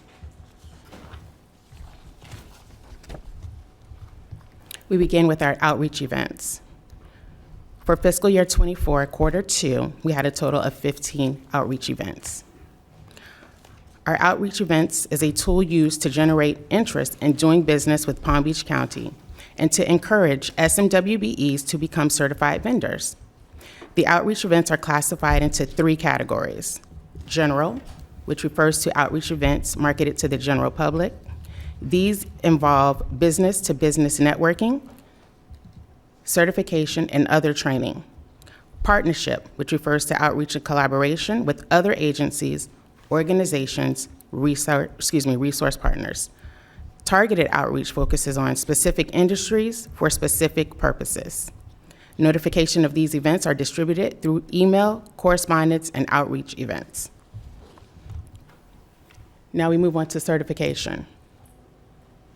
Certification is the process that OEBO uses to determine whether a firm is a bona fide small, minority, and/or women business enterprise. Firms must satisfy the eligibility criteria for certification every 3 years to be recertified. The definitions for the SBE certification categories are as follows. SBE, Small Business Enterprise. SWBE, Small Women Business Enterprise. SMBE, Small Minority Business Enterprise. SMWBE, Small Minority Women Business Enterprise. The following charts will display the new certified, recertified, and overall certified for fiscal year 2024, quarter 2. For new certified vendors, as of April 1st, 2024, we had a total of 19 new certified vendors. Is it the pleasure of the board to read the individual certifications for the districts? No? Okay, thank you. For recertified vendors for fiscal year 2024, quarter 2, the overall total was 25 recertified vendors. Is it the pleasure of the board? No? It's okay. And the overall total is 44. And that includes new certified and recertified vendors, and that is for fiscal year 2024, quarter 2. The overall grand total of certified vendors for fiscal year 2024, quarter 2, is 677. We break that out by 266 SBEs, that's your small business enterprise, 206 MBEs, minority business enterprise, 64 WBEs, that's women business enterprise, and 141 SMWBEs, and that's small minority women business enterprise. Have any questions? No? Okay. I will then turn it over to Mr. Alan Gray.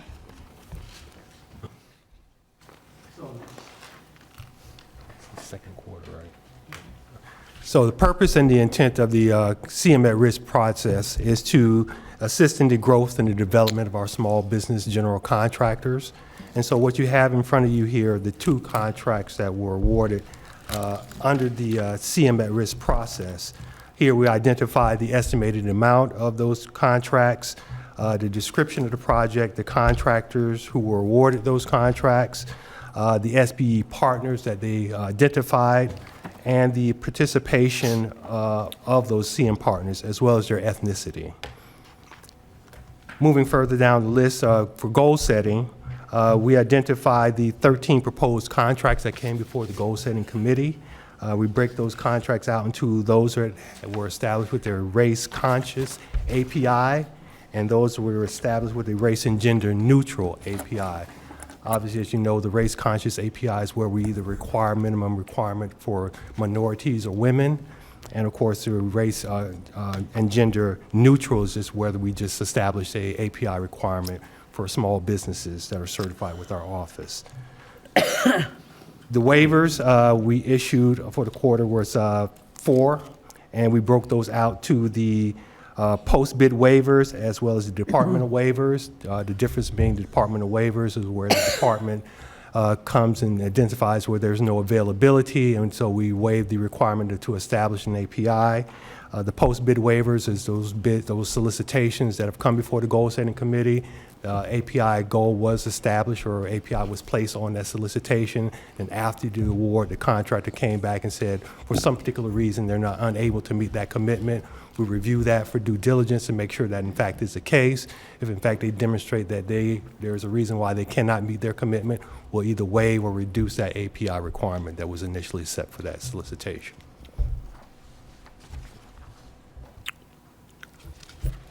Good morning. Slide 8. Slide 8 represents payments that were associated with the former SBE program. If you will recall, there was a suggested goal of 15% participation that was in place prior to the implementation of the EBO program. Total payments under the SBE program that are reported for this reporting period total $7.9 million, of which the total participation for SMWBEs from January to March fiscal year 24 amounted to $1.4 million or 18%. Of this amount, 14% or $1.1 million went to SBEs, 0.49 or $38,835.43 went to WBEs, which are our white females, 3.68% or $289,161.50 went to MBEs and include male and female. The distribution for these groups were as follows. MBE Asian received 2.82 or $221,700.89. MBE Black, 0.17% or $13,226.88. MBE Hispanic received 0.69% or $54,233.73 in participation.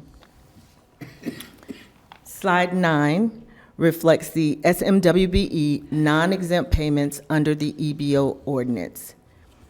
Total payments of $102 million, of which the total participation for this reporting period for quarter 2 amounted to $13,733,383.54 or 14.81%.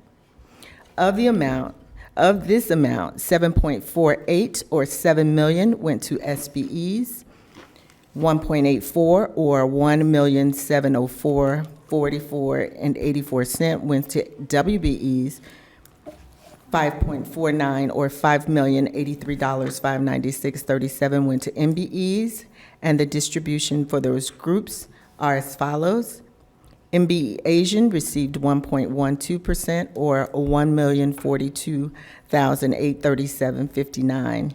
MBE Black received 0.86% or $791,706.84. MBE Hispanic received 3.44% or $3,187,229.76. MBE Native American received 0.05% or $46,322. And MBE Other 0.02 or $15,500.16.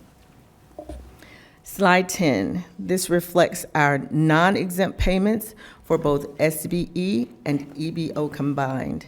Those total payments total $110 million, of which the total of $15,427,204.51. Trying to go first?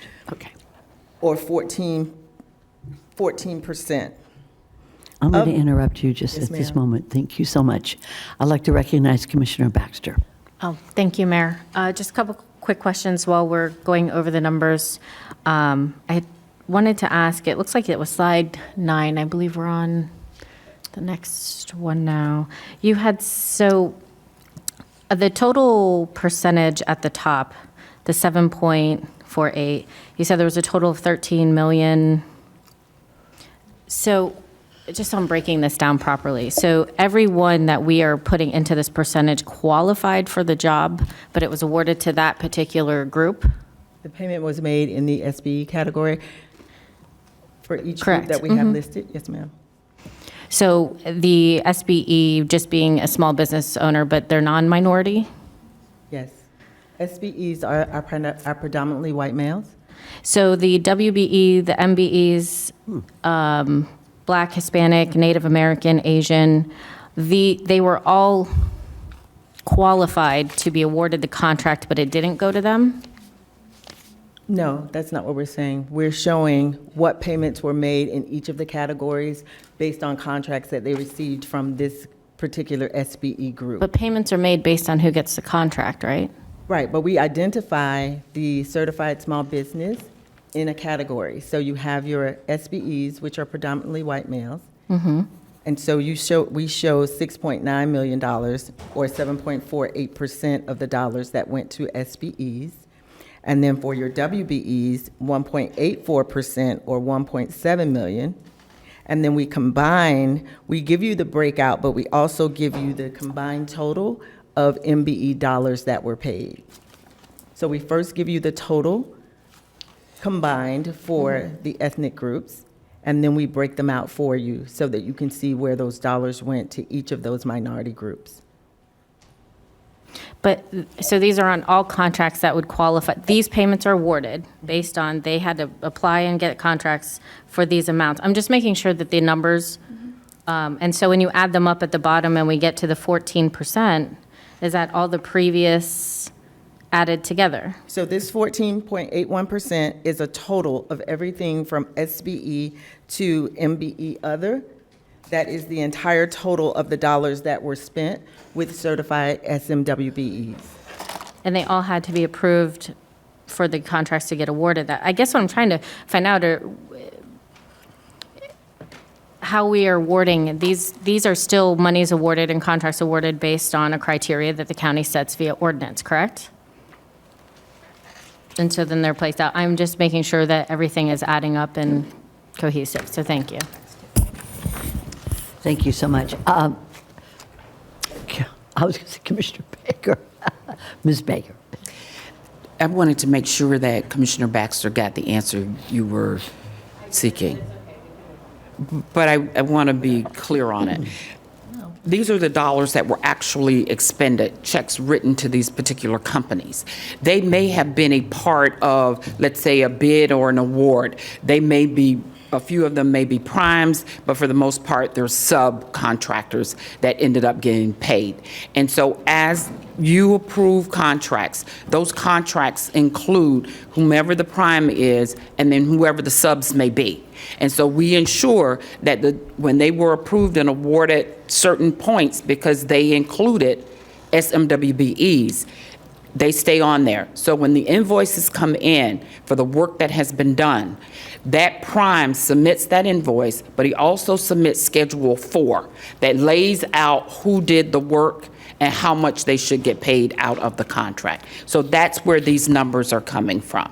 That's the percentage of funding that they receive for the work performed on a particular project. Thank you. Vice Mayor Marino. Thank you. I'm fine with you sharing the percentages. I don't think you need to read the dollars into the record. So you just want the percentages are fine. Thank you. Very good. Thank you, Vice Mayor. Commissioner Woodward.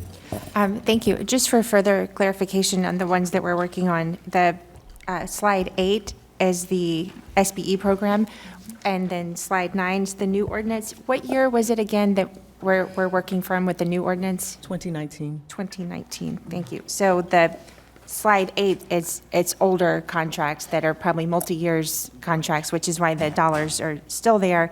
And I know I asked in my meeting with you, you don't have to have that answer today, but how much of these outstanding contracts do we still have where we're still working on the old ordinance? Was a question. I'm sure once we get it, she'll share it with all of us, but these are old numbers on slide 8, and then since 2019, all new contracts, payments that we're receiving, or they're receiving, we're paying out in the new ordinance. Under the new ordinance. Thank you. All right, very good. I think I interrupted someone, so you may just go ahead and resume. Slide 9. All righty. So total payments made under non-exempt contracts for the EBO I went through this one, didn't I? Through the definition? Okay. So I'm moving on to page 10. And we have all these numbers right here. Yes, ma'am. Yes, ma'am. All righty. So non-exempt payments, SBE and EBO combined, we had total payments of $109 million, well, $110 million. And we had 14.03% participation by SMWBEs. SBEs received 7.40, WBEs received 1.69, MBE Asian 1.15, MBE Black 0.79, MBE Hispanic 2.95, MBE Native American 0.04, MBE Other is 0.01. On to slide 11.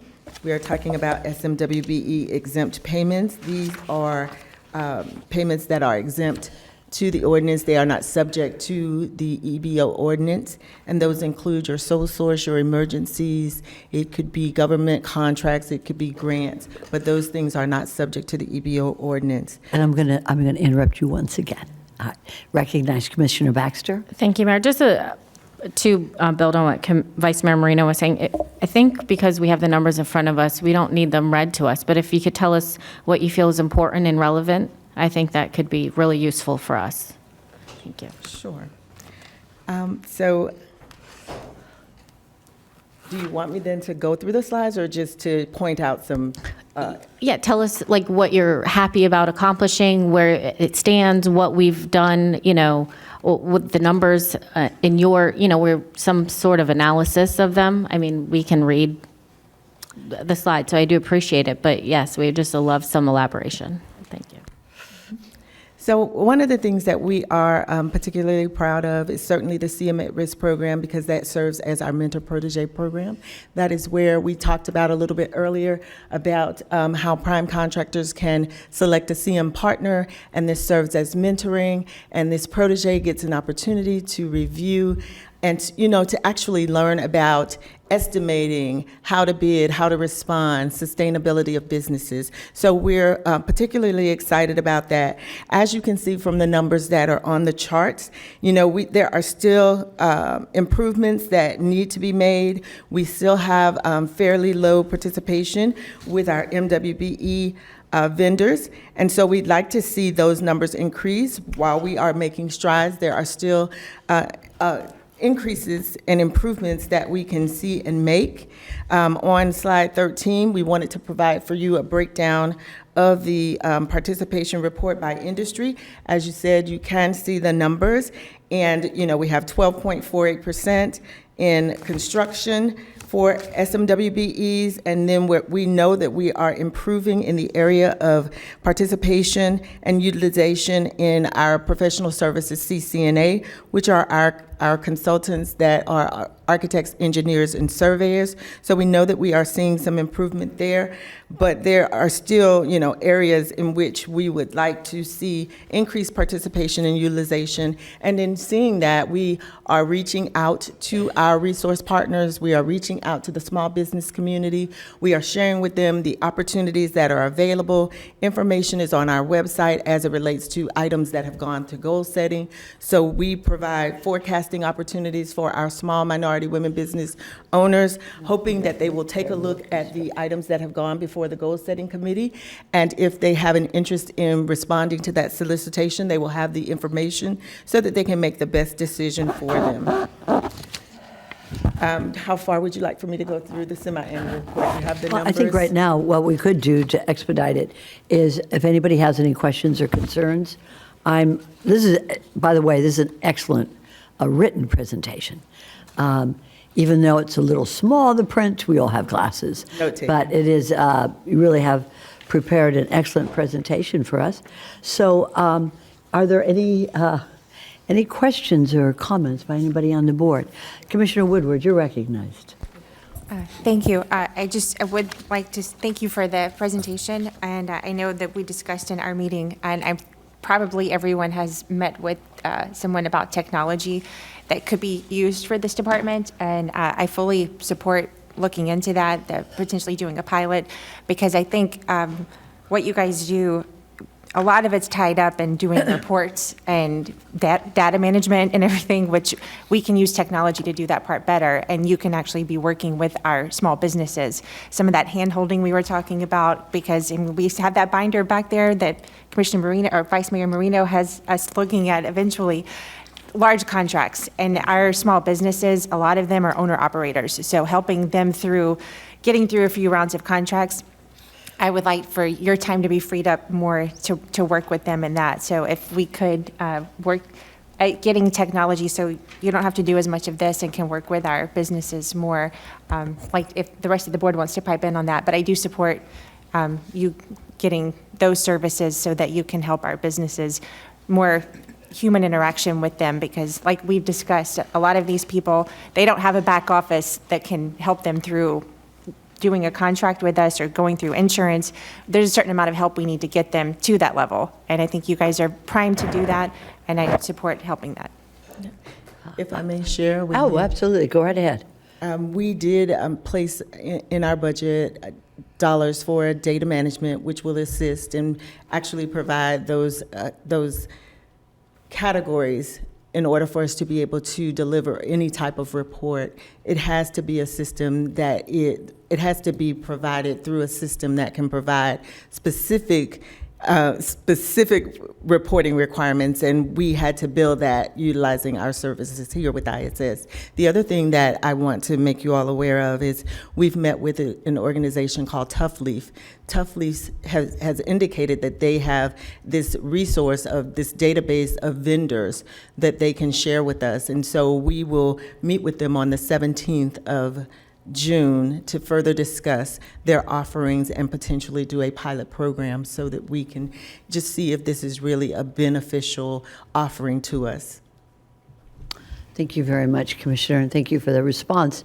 Vice Mayor Marino, you're recognized. Thank you. I don't know if you can answer this question, but I'll give it a shot. Okay, so you said on the bottom of page 5, it says that we have certified vendors, 677. If you take out the SBEs, that leaves 411. Did I get that math right? That we have 411 certified vendors with the county right now? You're removing the minority businesses? No, the SBEs, because you keep referring to the small business as not really part of the... They are a part. Okay, so, but you say the small business is usually predominantly white male. I'm just breaking them out into the category. Okay, yes, ma'am. so taking out the SBEs and just doing the... Page 5. I'm on page 5. Page 5. Taking out the 266 SBEs, because our goal is minorities, not white males.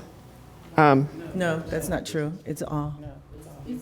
I know, but Ms. Baker? let me finish. Oh, I'm sorry. Let me Go right finish. ahead, Vice Mayor. Okay, even leaving that in at 677, do we actually have a number of how many SBEs, MBEs, WBEs, and SMWBEs in the county? Yes, we can get that information, and we have. I don't want to misspeak. That's fine. So yes, I can provide that information to you on the total numbers of SMWB on small business in Palm Beach County. Okay. To all the commissioners, please. And if it's possible, break it out, because you have it broken out here. If it's possible to break it out for the entire county, because then it gives us an idea of, we're going through all these machinations for 677 businesses. What if we have 2 million businesses? Now, I'm trying to wrap my head around what we're doing. And also your comment about Tough Leaf. They have a database of vendors. is that specifically Palm Beach County vendors, or is that larger than Palm Beach County? It's a universe of businesses, but we would have to extract the businesses that they have for Palm Beach County because our program is domiciled here. Correct, because if we're going through all of this, we need to make sure it's local. Thank you. Administrator Baker, you're recognized. We did meet with Tough Leaf. I think a few of you also met with them. They will have a database that will be Palm Beach County if we're going to do the pilot with them. And that's the information they provided to me. So that is something that we are interested in because it does help us. It will also help us as far as knowing how many businesses are in Palm Beach County based upon, I guess, their 1099s or whatever, that fall within our categories. It is going to be very difficult for our staff to be able to go into a database unless we're able to get those financials to determine. We can work with Bieber and others to determine how many businesses are in Palm Beach County, but to determine how many fits into the categories that we have is not going to be something that's readily available to us. So that is when we need them to come in and certify if they meet all of the criteria. So we can tell you how many businesses get that information on how many businesses are in Palm Beach County. We may not be able to tell you whether they're minority, Asian, whatever, depending upon the database. But that is something that when they come in, that's what they present. They also verify that they own 51% of the business, and they're the ones that make the decisions. That's how we actually categorize them. And the documentation that they submit supports that. So we cannot just tell you of the X number of businesses in Palm Beach County, how many fall into those categories, only if they come in to certify. Thank you, Ms. Baker. Commissioner Barnett. Thank you, Mayor. And thank you very much for your presentation. I didn't have it in front of me when we did our review, and I appreciate you breaking down the information by district. I'm different. It does help me when we go through and read through the entire presentation. It helps me to take notes. That's just me. But I was looking at my district, participation numbers, slide 14, SMWBE, non-exempt payments by district, and District 3 is near the bottom of the list of districts. Slide 17, certified vendors, 4 in total from my district, again, near the bottom of the list. Recertified vendors by district on slide 18. I can barely read this. 3 in total, looks like close to the bottom of the list. I was just wondering, and I mentioned this during my review, if there's any kind of correlation between the apparent lack of participation of small businesses in my district and the large number of Spanish-speaking and Creole-speaking businesses that are in my district. If you've seen anything. And I also wanted to touch on what kind of outreach events and efforts that OEBO participates in. I've been to a few. But if there are any that are specifically focused on those Spanish and Creole speaking small businesses that may not be aware of what you're providing for them and small businesses in general. And I don't know, I see Mr. Juan Pagan here. Maybe he can speak to that as well. Mr. Pagan, you're welcome to come forward, but we do work with the various chambers of commerce to present outreach events. So what we present to them are how to become certified, how to do business with Palm Beach County. We talk about the requirements for certification. We talk about opportunities that come forth. We share information with the various chambers, the Hispanic, Puerto Rican, and we are currently working with the Haitian Chamber to produce an outreach event so that we can share with their members in their native tongue, understanding that they will have to use the documents that we have in order to submit their applications, but we are constantly doing targeted outreach because we know the areas in which we need to increase participation and availability. All right, I'd love to get some information on those outreach events. And if it's okay, Mayor? No, that would be, that's what we're here. So if that it's could okay. help your residents, and that's what we do here in the county. And I know So Mr. absolutely. Pagan, he's the head of the Florida Hispanic American Chamber of I know, Commerce. I know. If you're willing, sir, I'd love to hear from your perspective as well. You're recognized. Good morning, sir. Good to see you again. Thank you very much. And one of my guidelines that I use on every day when I go out, it so happens this is my quote-unquote business Bible, okay? Thank you. Because this is what the guidelines, how do you get registered? Because a lot of these small businesses is as big as 2 owners if you have a meter in the room. If you don't have a meter, it's only 1, you know? And then the reality is that the big owner, the guy who's the deep pocket, right, that came here, we have representation of 21 countries that are residents of Palm Beach County, you know? And those guys who have the quote-unquote deep pockets, some of them don't speak English, all right? So, therefore, our mission, on my personal mission, regardless of where you come from, I don't care the color of your skin, your hair, or your soul. It is about how do we hold hands together, how do we move, how do you get to comply, register, and take advantage of the opportunities, because the budget that the county has to work is amazing. You know, I've never seen so many zeros in my checkbook, you know? So it is about how do we hold hands, how do we work together, you know, and this is helping each other, regardless of where you come from. So it doesn't really matter. For us, it's helping the small businesses. The Chamber of Commerce, I've been a member of all the Chambers of Commerce here in Palm Beach County, you know? And guess what? My experience being that was like all the time, it's about the chamber. No, this is about the small business. How do we work together? How do we help them? And how do we get there? That's what we want to do. Thank you. Thank you so much for your service, too. Thank you, sir. All right, Commissioner Barnett. All right, Commissioner Weiss, and then Commissioner Woodward, and then, very good, thank you.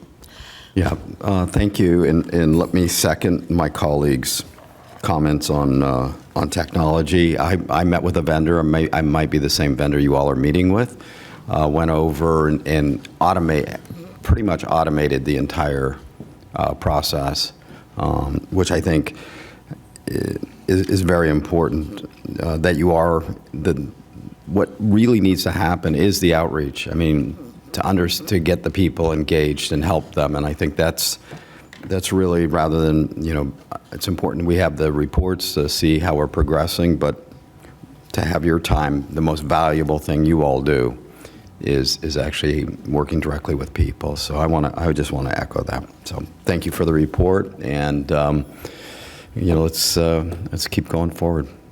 Thank you, Commissioner Weiss. Commissioner Woodward. Thank you. I just wanted to add a little bit, the vendor that I met with, one of the reports that they pulled in the office was they only would be pulling from small businesses who have certified with another agency. Correct. So, and I know a lot of businesses will certify with an agency when they want a project. So like if they want to bid on a specific project, they'll bid with the school district or Lake Worth Drainage, Fish and Wildlife. So they have the ability to put parameters on businesses. If they've certified with, you know, these top ones, Sure. they can pick the categories. I mean, it's very much like they're in control. And then they still need to certify with us because they'll have to prove that they're here in Palm Beach County and, you know, a few more depending on because we share the paper, what do you call it, when they don't have to do the full report or the full application. Interlocal agreements. So, I mean, they already have a number of interlocal agreements and could pull from all of those certified vendors. So we have the ability to expand our pool without saying every small business in the county, but anyone who's ever certified with another government agency has taken at least one step and has, you know, done this work. So maybe they just haven't bid with us because the project hasn't been there yet, but it opens the door for them to be able to reach out with specific certifications and, you know, again, just ever expanding our pool of small businesses in this county. So I'm very excited to hear how your meeting goes. Thank you. Thank you, Commissioner Woodward. Commissioner Baxter, and then Commissioner Bernard. Thank you, Mayor. I wanted to just reiterate, I fully support technology. I also did meet with Tough Leaf. I thought their program did a phenomenal job. And it can also help target potentially some people that are certified that we haven't reached, which Forgive me, I had to use the restroom, but maybe That's you already okay. discussed that.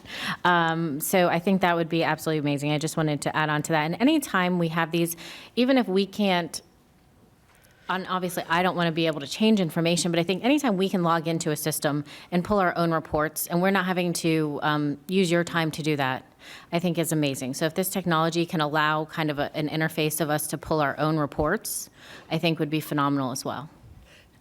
Is that something that you can provide for us so that we could? We will work through it. You're going to work on it, right? With the new system. Excellent. With the new system would be excellent. And a new system is included in the budget we'll talk about this afternoon. Excellent. Thank you, Commissioner Baxter. Commissioner Bernard, you're recognized. Thank you very much, Madam Mayor. I want to thank Tony Davis Johnson and the whole team for presenting this presentation to us. And as the board mentioned regarding technology, I hope that we're able to embrace the technology so that way we can continue to provide more efficient information and that way we're able to get that information to our residents. Just one quick question. I see that there's an improvement in the CCNA.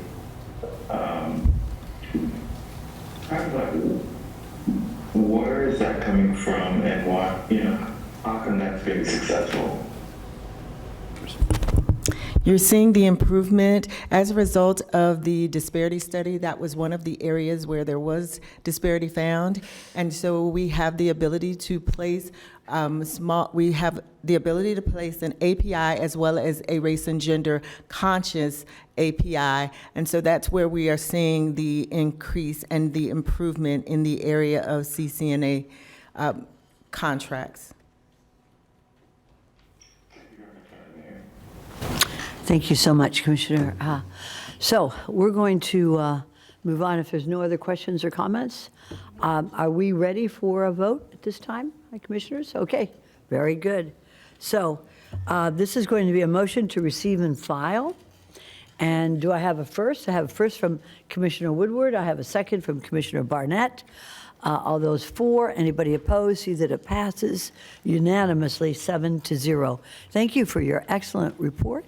And we look forward to the item in the budget for technology. Thank you.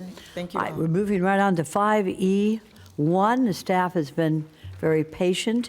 And Ms. Kaufman, we are going to have 5E1A and B at this time with one vote. Commissioner Weiss, you're recognized. Yeah, Mayor.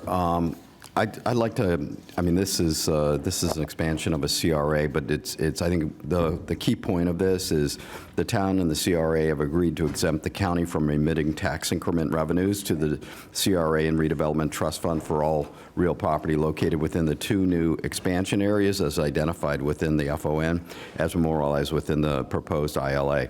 So with that, since this has no impact on our revenues, I think the most interesting thing that I would like to know, I'm going to go ahead and make a motion to move 1A and B, but my question is why?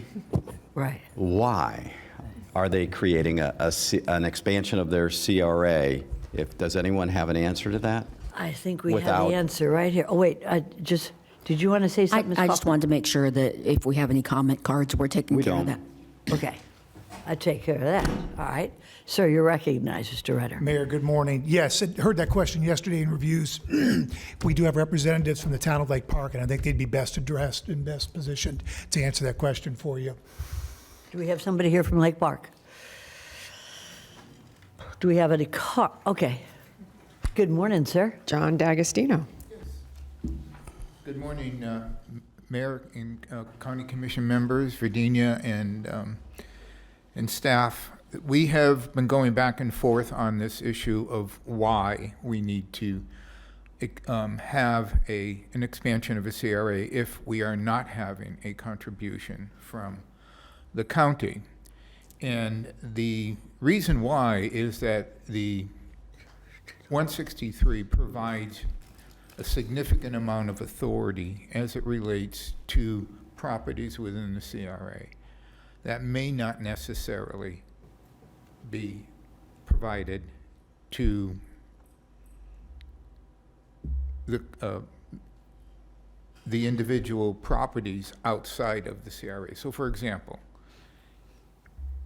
if I was a town and I wanted to purchase a piece of property and turn it over to an investor to develop, I couldn't do that if I did not establish a CRA. And so we still want the powers that allow the CRA to function as a developer, as an investor, and to encourage those types of initiatives and activities in those two new CRA areas. The reason why we're doing this, and I'm a firm believer that every CRA should work themselves out of relying on outside revenue, either from the county or from somebody else. Our purpose is to eradicate slum and blight. That's our purpose. We feel that based on the developments that are coming into the town of Lake Park within the existing CRA, which amounts to about 1,300 additional housing units in the downtown area, the potential for a train station in future years, the fact that we have a mobility plan that will be in place that will help move people in and out of the CRA in a more efficient, effective manner. We expect to have additional development occur within the existing CRA and also outside of the existing CRA that we're going to be able to afford to provide those types of matching funds, TIF funds, in a way that's going to allow the entire area, including the new CRA area, to flourish as we eradicate slum and blight over the next 15 years. After that, all of that property is going to revert back to the town, and that tax base will continue to increase and contribute to the town coffers. Good. Does that answer Does that your answer your question? question? Yeah, perfect. Also, I want to make one other point in all of this, and I had a very productive conversation with Commissioner Bernard regarding the boundary area between Riviera Beach and Lake Park. So Lake Park is working on a housing rehabilitation project and program. And today I'm joined with the mayor of Lake Park, Roger Mashad, and Allison Justice, who is our administrator in the CRA. These programs are going to come before the board of directors for a vote and eventually to the commission for approval and implementation. Once we do that, we expect to meet with the Riviera Beach CRA, say, here's our program. This is what we're doing on your border. We are asking you to potentially do the same thing on your border so that we don't have that visual disparity between one side of the street and the other side of the street. And so that's, in a nutshell, what we're doing, but we hope to become a model for other CRAs who want to work themselves out of business as they eradicate slum and blight. Excellent. Excellent. That's it. That's it. Anybody have any Questions? questions for the gentleman? Thank you so much, Mr. D'Agostino. Thank you, sir. Thank you. Okay. Are we ready, colleagues, to receive a presentation, or do we want to proceed? I think that few minutes there kind of explained everything to us, and I appreciate it. Thank you, Commissioner Weiss, for bringing that up. So if there are no questions or comments to the staff, I think we're ready for a vote. And the vote's going to be 5E1A and B, and it will be a motion to adopt those items. And I see a first from... Well, Madam Mayor, I believe Commissioner Weiss first, so I'll second it. So he did. And we have a second already. All those for, anybody opposed? See that it passes unanimously, 7-0. Thank you very much. Thank you, Commissioner Weiss. Okay, we're moving on to the last item on today's regular agenda, which is 5F1.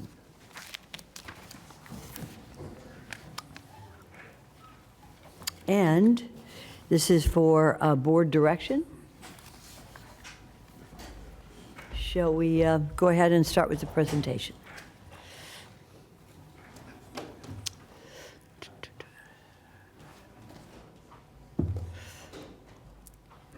that in your district? It's in Mac's district. Very good. Okay, good morning. You're recognized, Ms. Aloya. Good morning, Mayor, Vice Mayor, and Commissioners. It's me, Ayala, Director of Facilities Development and Operations and Assistant County Administrator. With me today is Eric McClellan, Director of FDO Strategic Planning Division, and Mike Jones, Chief Assistant County Attorney. We also, once again, have representatives from our design consultant, Siskovic, in the audience, should they be requested to address any specific questions. This item builds upon the workshop presentation of August 29, 2023, regarding the South County Administrative Complex Redevelopment Project on Congress Avenue in Delray Beach. Our intent is to present you with the results, number one, of the outreach efforts conducted by staff, number two, the results of the parking study, number three, a conceptual funding plan, and last but not least, to obtain board direction regarding project development. As you know, this is a project that has been in the works for many years. Eric is the only current FDO team member that has been engaged in all past presentations regarding this project. Therefore, no one better than him to provide you a brief summary of the historical development and the studies completed. Eric? Thank you, Ismi, and a good morning to everyone. To briefly recap, the board has been considering the potential redevelopment of the complex since 2006.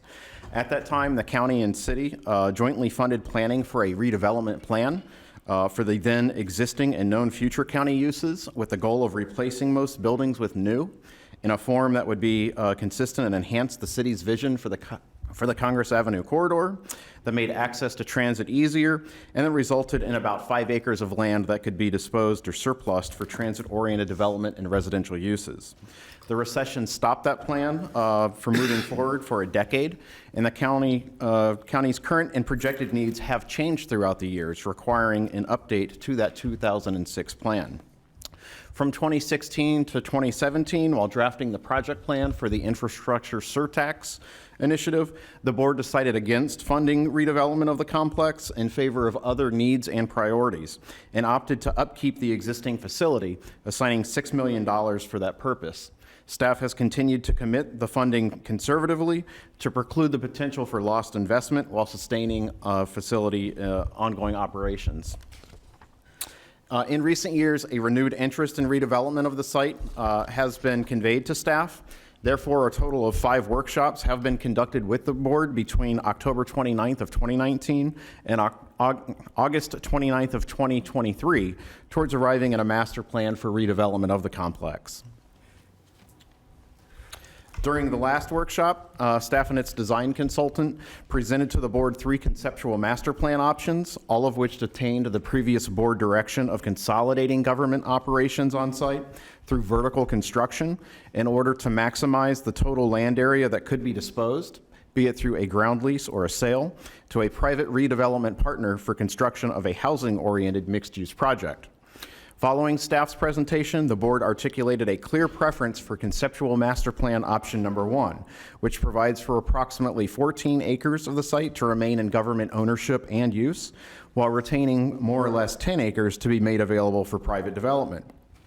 Staff was directed to prepare a funding plan for the estimated project costs, and in so proceeding, to engage with non-county agencies on site to explore potential collaborations for project development, be it through financial contributions or grant opportunities.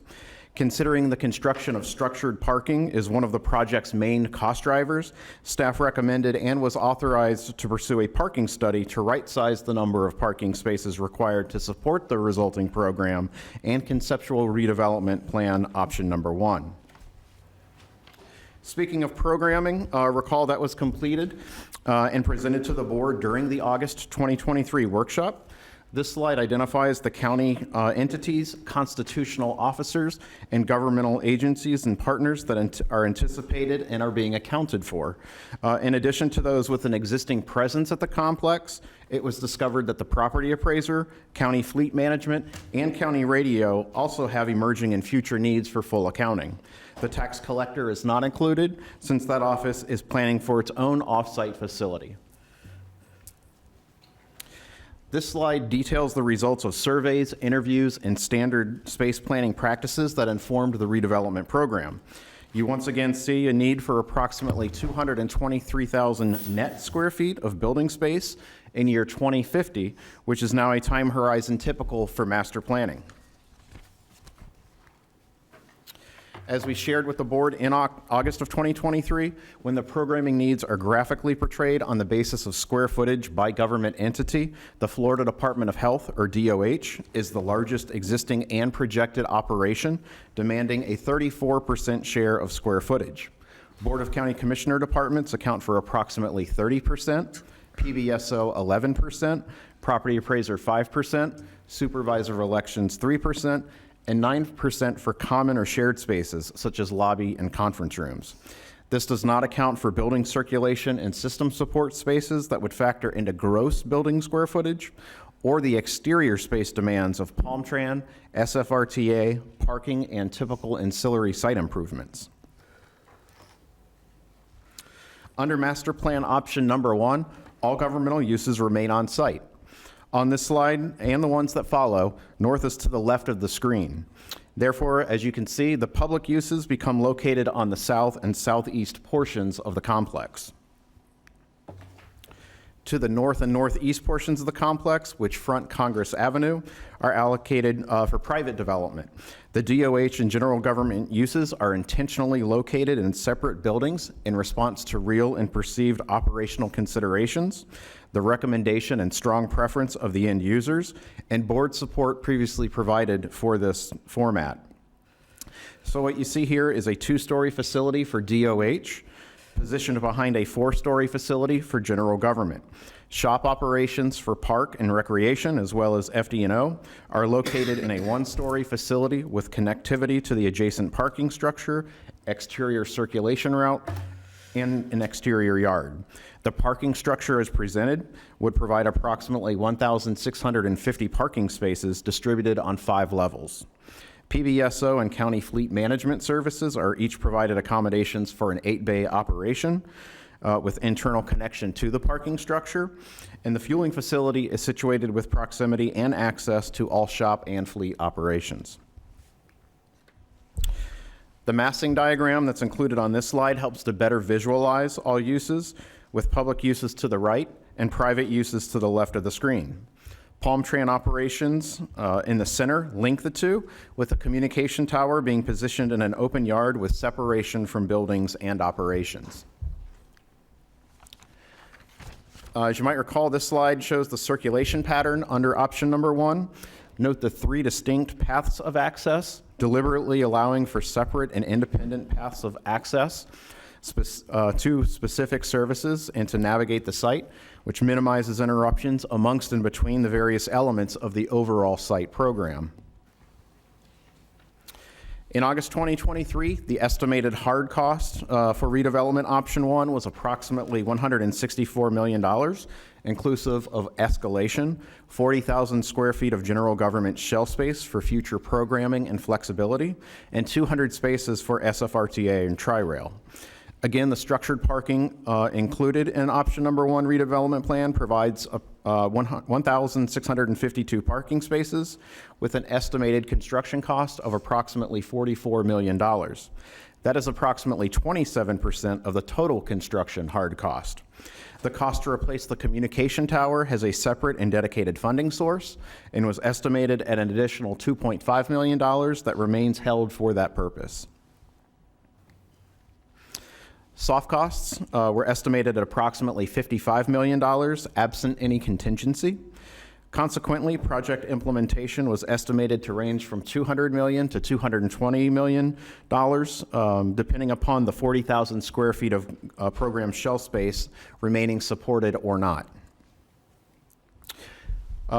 Progressing farther now, following board direction from August, staff tasked the design consultant with conducting a parking study to right-size the number of parking spaces required for redevelopment option 1. On-site data gathering efforts began during January of this year, which is peak season, with the final report delivered to staff in April. The parking study concluded that a total parking demand of 1,150 spaces is generated by the redevelopment program, which is approximately 500 parking spaces below the redevelopment option plan number 1. Staff agrees with the study methodology, assumptions, and conclusions being supported by the data.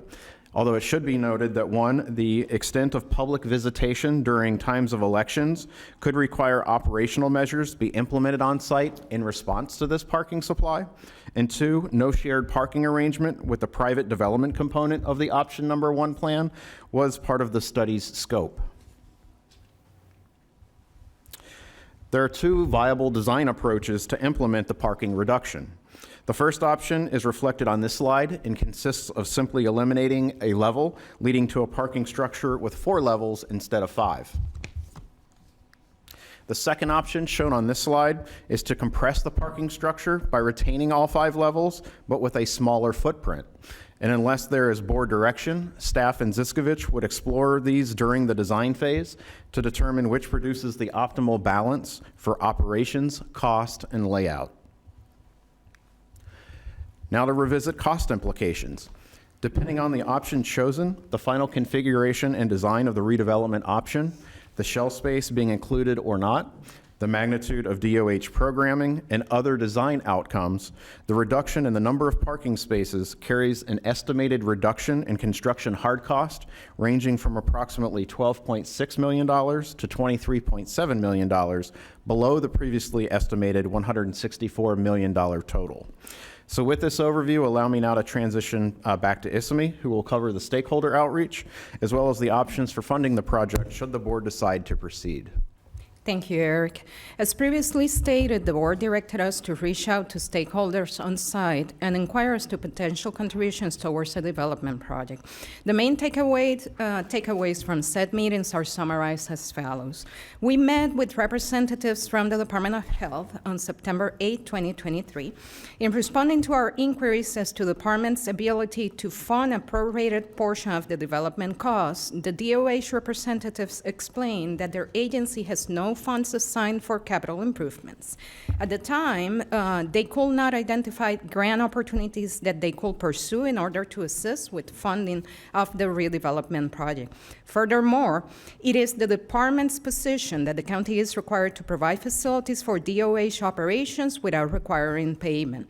The DOH points to section 154.01, subsection 4, Florida statutes, as well as the longstanding ongoing agreement between the county and the Department of Health as support for their conclusion.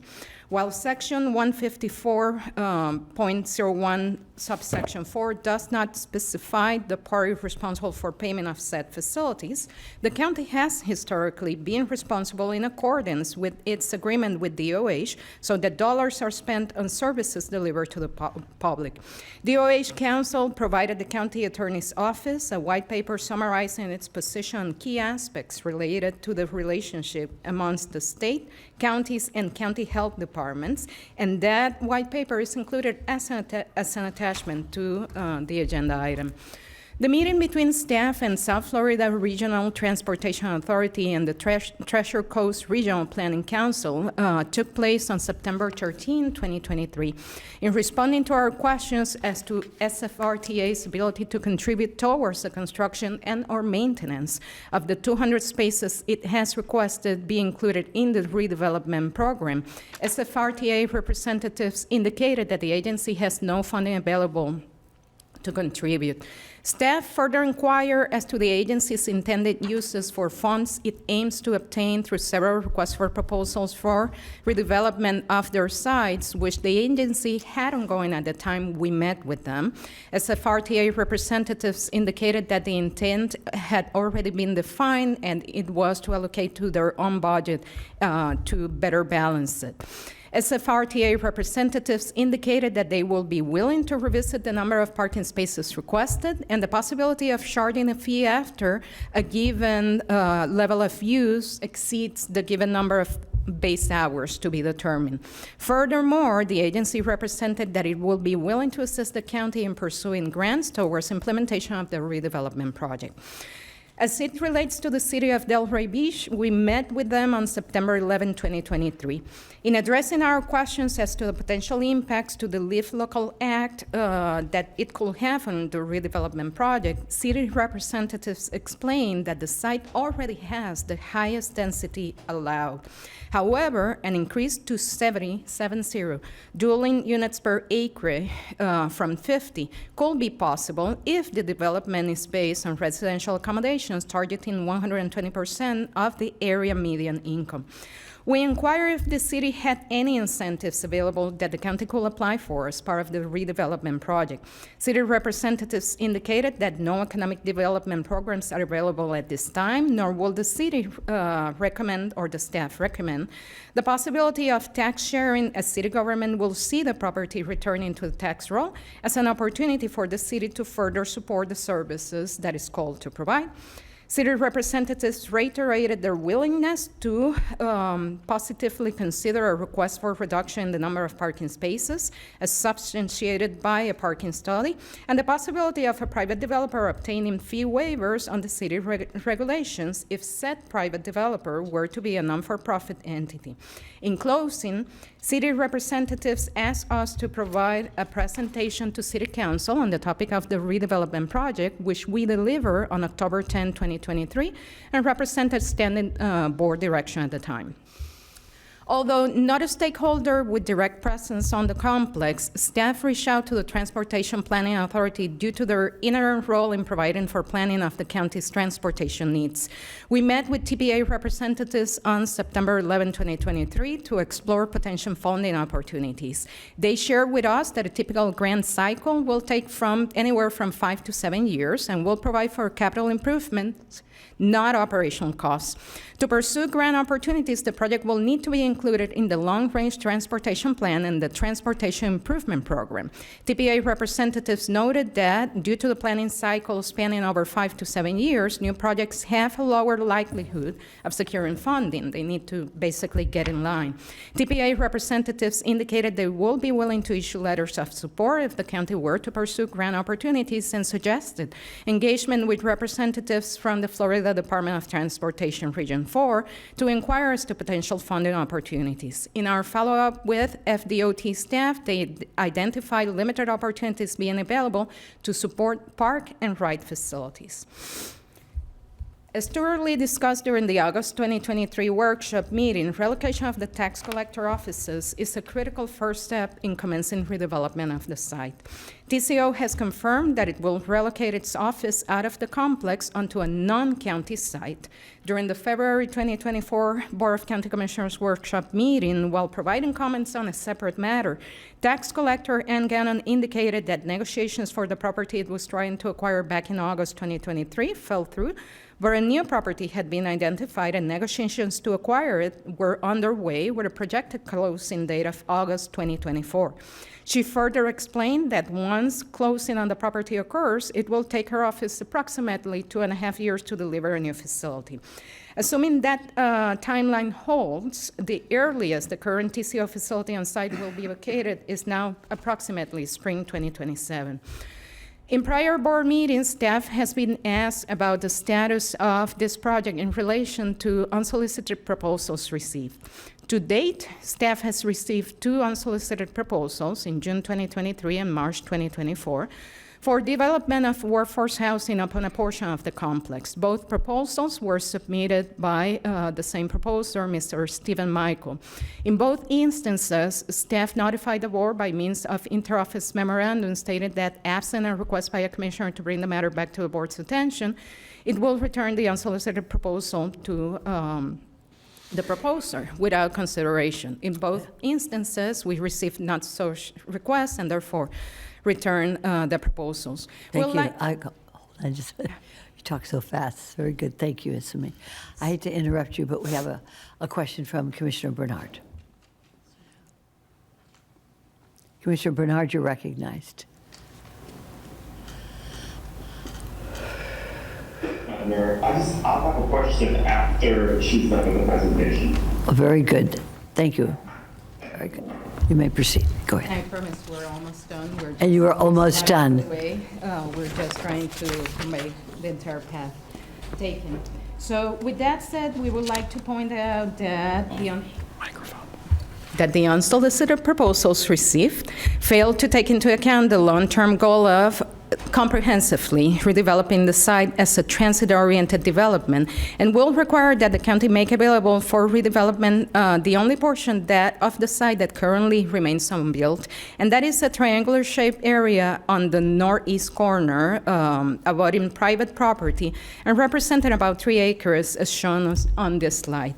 Respectfully, we will advise against fragmenting that ownership and redevelopment of the site. We believe that such approach could hinder the county's ability to develop a transit-oriented development project with a long-term approach, while simultaneously complicating redevelopment efforts due to the imposition of additional constraints on the site. In other words, disposition of the vacant land outside a comprehensive redevelopment plan complicates construction sequencing, the county's ability to ensure continuity of operations in the complex, and the realization of maximum development potential.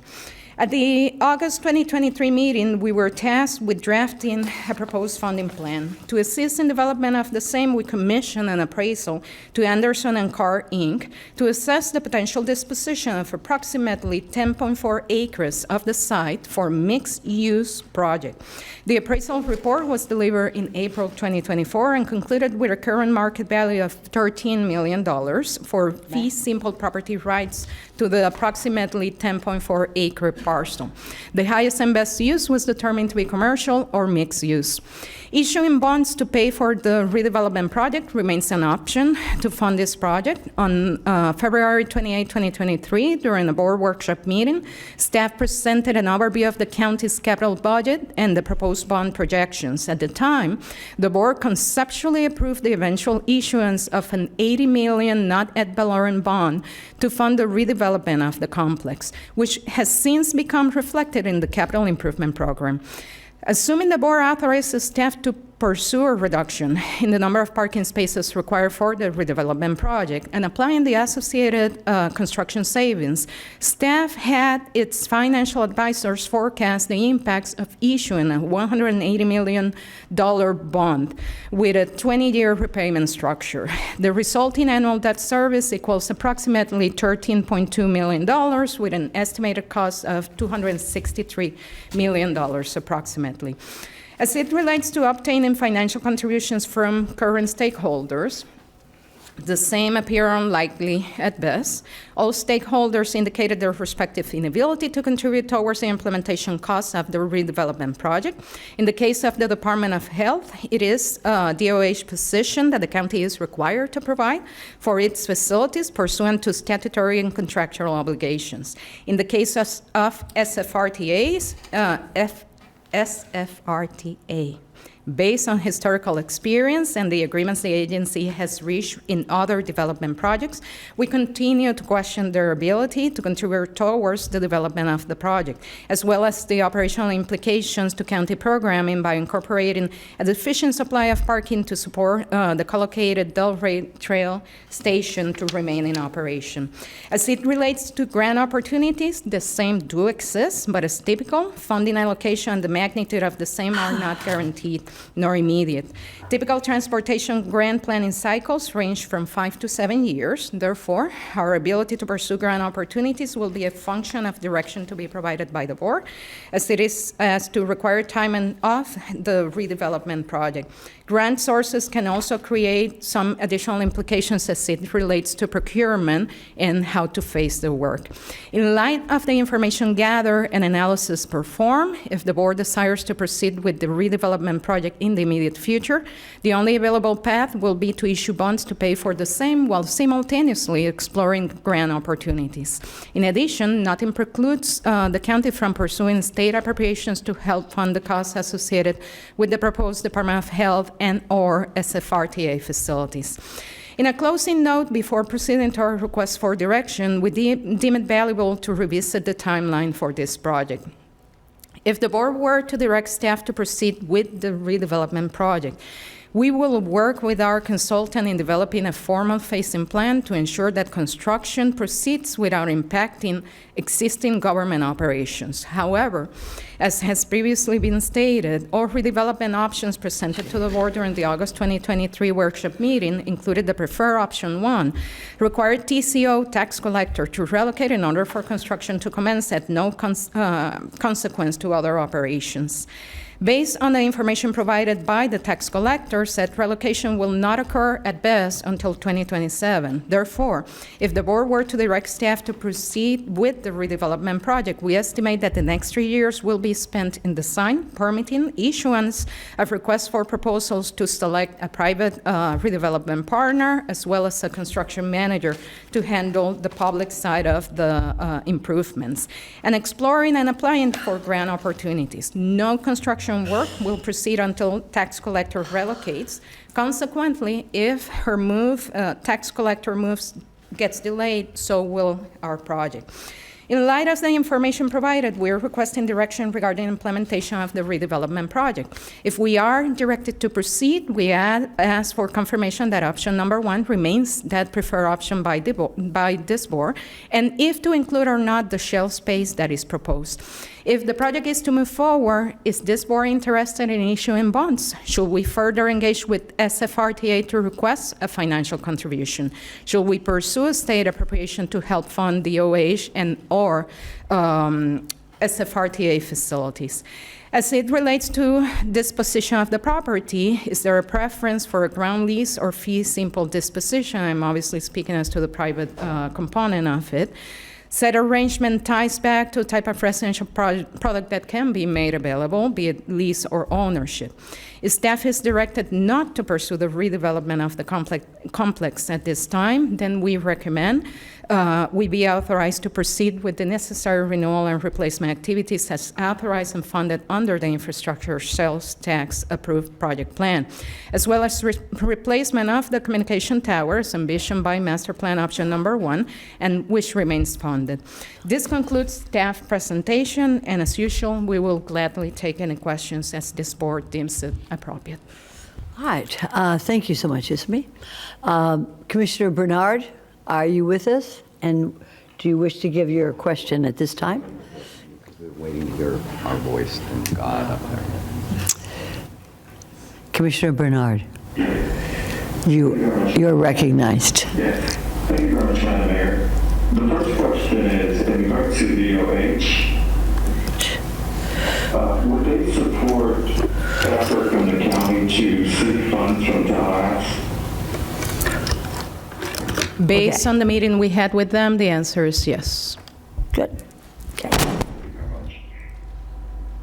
Is that it at this time, Commissioner? Yes, no, I do have more question.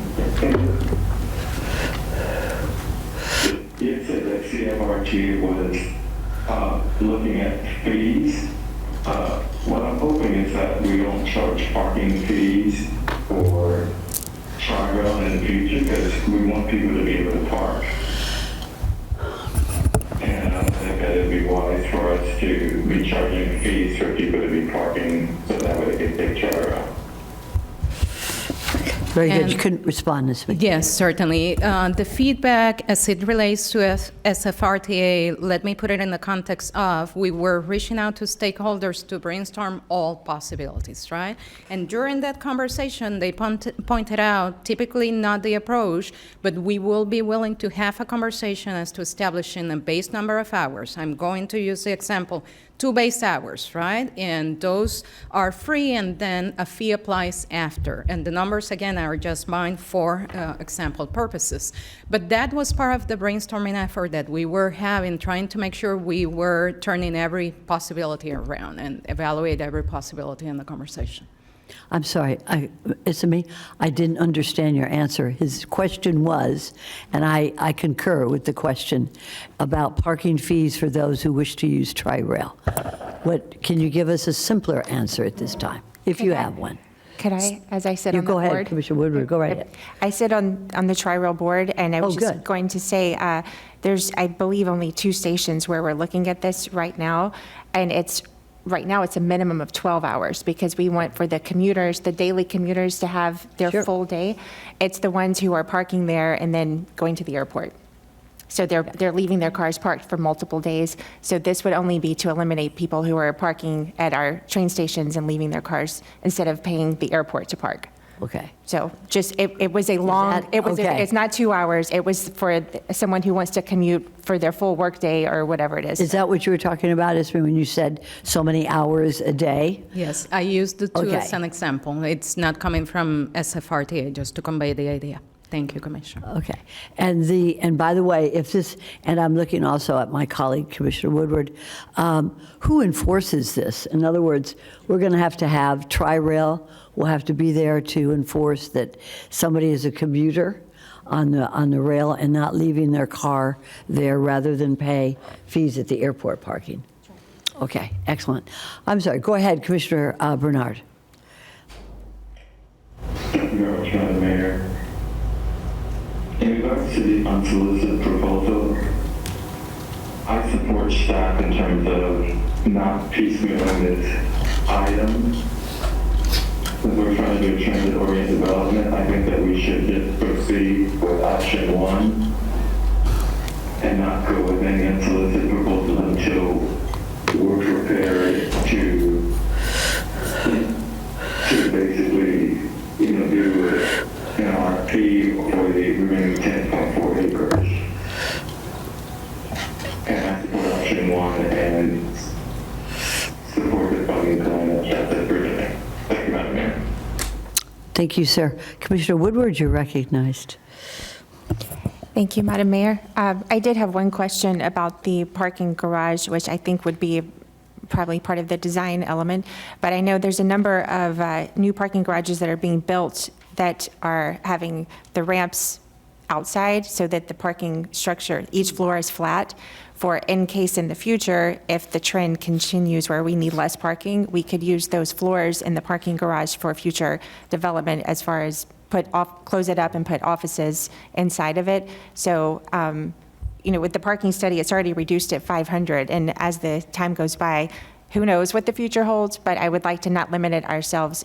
Hopefully this building stands for a very long time. So if we build the structure where the top few floors become office space instead, just have them look at that, please. And of course, give us the cost implications of that as well. We will work with our consultants if directed to move forward. That's an excellent idea.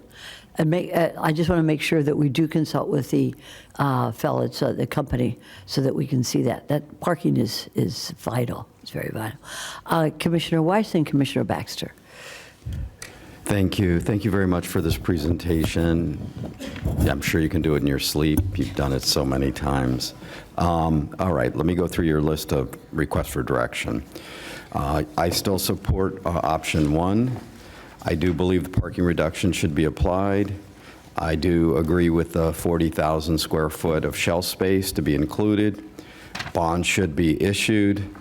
I think based on what Commissioner Woodward said, I think we need to engage with SFRTA and more interested in, or more specifically, about the limitation of the parking so that people aren't, because that was my thought, people might even just store vehicles in there. So I think we're going to need some way to deal with that. But if there's a potential revenue source there, so be it, I guess. Yes, we should pursue state-level appropriations for the DOH. Always happy to get some of our money back from Tallahassee. It's always a nice thing. I would prefer a ground lease on the excess on that property. I think the county needs to be able to control that property at some point. They may have a different need and for what gets built there 50, 60 years, 100 years from now. My preferred residential product is a combination of market rate, affordable, and workforce. And I'm not sure about your question about lease or ownership. If it's possible, if somebody wants to come in with a plan, a for sale plan, or leasing, I'm agnostic towards that. Just as many heads and rooftops as we can help. And I was really pleased to see the city comment about potentially increase in density up to 70 units an acre. That was good, and I also really appreciate them looking at the parking as well. So appreciate the partnership with Del Rey, but thank you all for the tremendous work you guys do and your staff does. Thank you so much, Commissioner Weiss. Commissioner Baxter, you're recognized. Thank you, Mayor. Thank you, staff, for the presentation. Before I get to, I want to answer your list of questions, but before I get there, I have a few questions regarding the slide 22 on the triangular part where it says, this construction sequencing hinders a county's ability to ensure continuity of operations on the complex and diminishes the long-term TOD goals. Could you just expand a little further on that? Certainly. Eric, I'm going to ask you a favor. Can you go back to the very first slide? We're going to come back, but I just want to point something out. Yeah. So when you look at this complex, the first thing that should pop out, hopefully not the best picture, but hopefully sufficient to convey the idea. We're spread out, right? It's a whole lot of 1- or 2-story buildings throughout the complex, which means we have very limited vacant area. And if you can now move forward to slide number 22. Briefly, is the triangle that you have highlighted, is in this more the overall picture, kind of that triangle behind Fuel Island there? No, back on the main Go to picture. the first one again. That, Yeah, come back. So it's basically to the north, yes. So if you see it on the top right or northeast, it's that triangle. I just want to make sure I'm Understood. looking at the same place. So if you would proceed. And I think that serves to point out, just based on colors, right, it's the green area that we can basically see in that photo. So with that said, in thinking about how we implement this project, we had shared with the board back in August that we don't have that many vacant land, right? We need a TCO to be able to move out of the property. And we do not have right now other spaces where we can take the services. TCO. Tax collector. Thank you, just. Not a problem, out of habit, and I admit to that. So we had stated before that we need the tax collector to be able to move out so that we can demolish her building first and then start building new facilities without having to relocate current uses. And that's important because if we need to relocate our current uses, then we're incurring in additional costs, right? To be able to lease property while we do construction. So part of the task and direction that the board had previously given us was find a way to do this, compress the governmental footprint. We don't want to have this spread throughout footprint. Maximize what you're able to dispose, okay? And do that without affecting continuity of operations. So if we let go ahead of time of the one, so to speak, parcel that we have available to do staging, to rotate around the complex, putting that phasing in place becomes more difficult. So that answer goes to why we see it as hindering our ability to implement the project. The second comment that we made during the presentation was that we see it also as diminishing value in the long-term transit-oriented development approach. Why? Because in our meetings with the consultant and the city had conveyed to us and to our consultants that they have a preference for what I'm going to call, and please jump in if needed, a block structure development, right? That it will provide for connectivity for pedestrians, for bicycles, for cars, right? And when you're carving out not a piece of that land, not taking into account the bigger scope of how that entire parcel is going to behave, To an extent where we will argue we're losing that comprehensive outlook on the property. And that's what we meant with the transit-oriented development. And Eric, you are our planner. Sure, I'll add a few things to that if I may. The image on the screen is the conceptual view of what we have identified as the area for private disposition. Looking at the lay of the land as it exists today, the unsolicited proposal is a logical response to the layout of the existing built environment.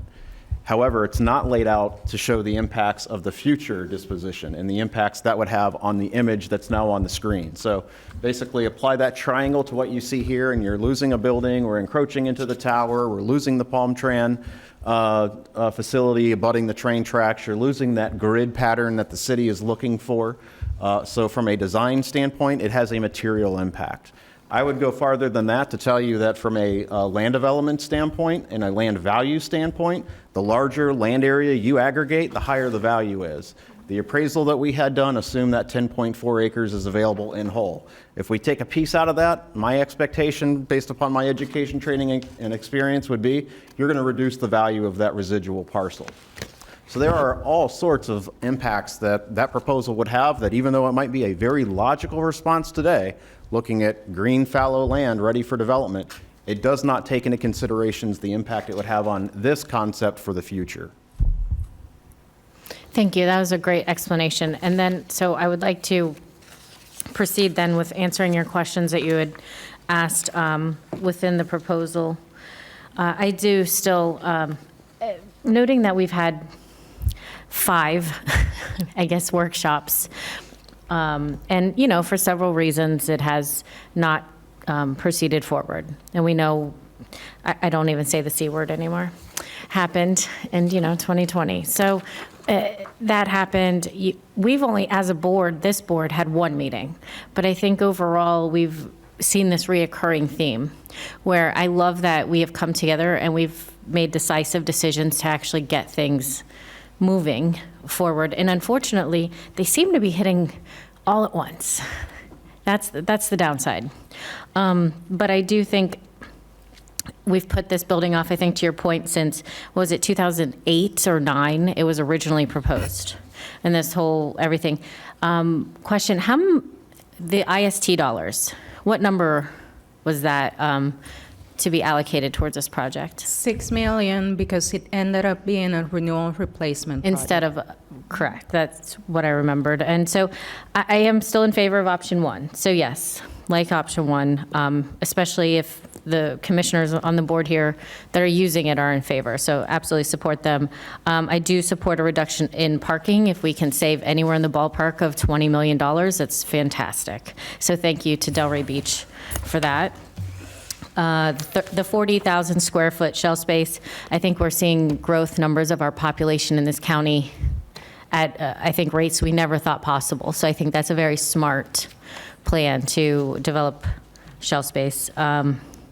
Bonds, yes, please. Bonds would be a great way forward. I love the idea of working with a transportation agency to help with any sort of funding.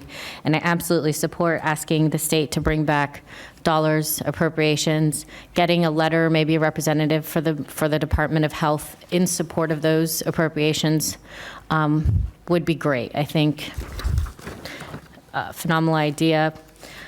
The ground lease versus ownership. Now, are you pertaining to just the property we discussed of that triangle? No, we're talking about the 10.4 acres that will be available for redevelopment by a private party. We have basically 2 options. We can dispose in fee simple, which means we convey the land is theirs, or we can do a ground lease, and that will be a long-term ground lease where the county continues to own the property but puts it on the market for development of mixed-use project. I would initially say I love the idea of selling it and putting that money towards the larger project. The only reason I hesitate is because, as previously noted, our growth in population. And if this is county land, that's invaluable. And I do not perceive our land value going down. So is this a burden, a financial burden we're putting on for future boards going forward. I don't know that I'm prepared to make that decision. I believe we did an appraisal and it was roughly 13 million. That is correct. I mean, that seems a very insignificant part of a larger picture when, again, that land could be invaluable to us for any kind of future expansion. So that's why I think I lean towards that. So thank you for getting that information, because that was a key factor. You know, if that parcel of land could pay for half or most of this, I think that's a no-brainer. But I think at those percentages, it doesn't quite make sense to sell it. So leaving it in the county's ownership, I think, is great. How we proceed forward with that, whether it's a ground lease or not, I will leave that to the board that mostly goes down there to decide.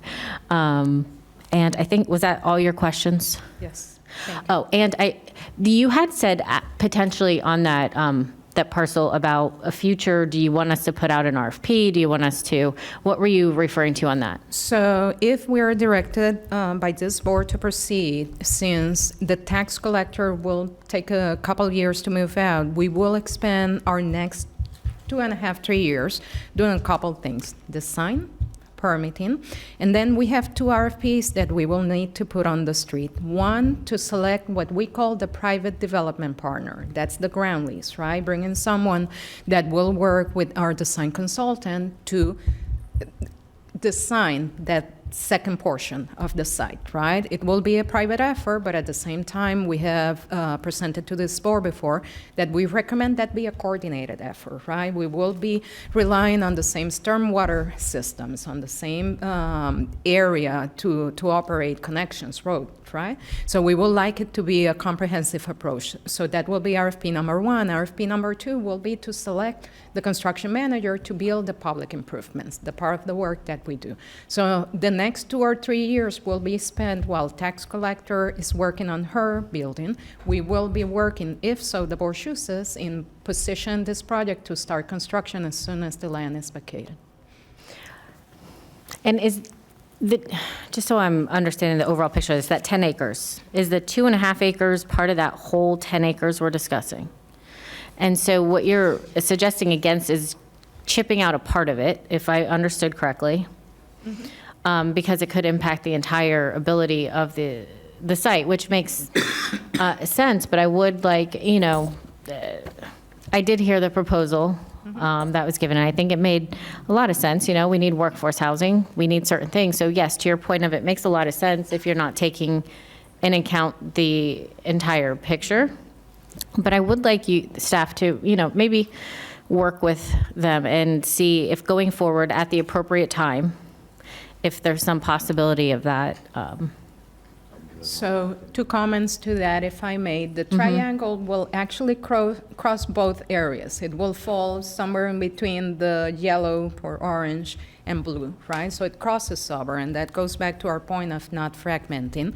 And second comment will be, we have had communications with Mr. Michael, his legal representative, and we have conveyed to them, if this project were to move forward as directed by the board, there will be an opportunity for your client to come to the table and propose as part of that RFP process. And I think that's, you know, fair, instead of, you know, jumping ahead or skipping, to your point, because unless you suggest otherwise, I think that makes the most sense.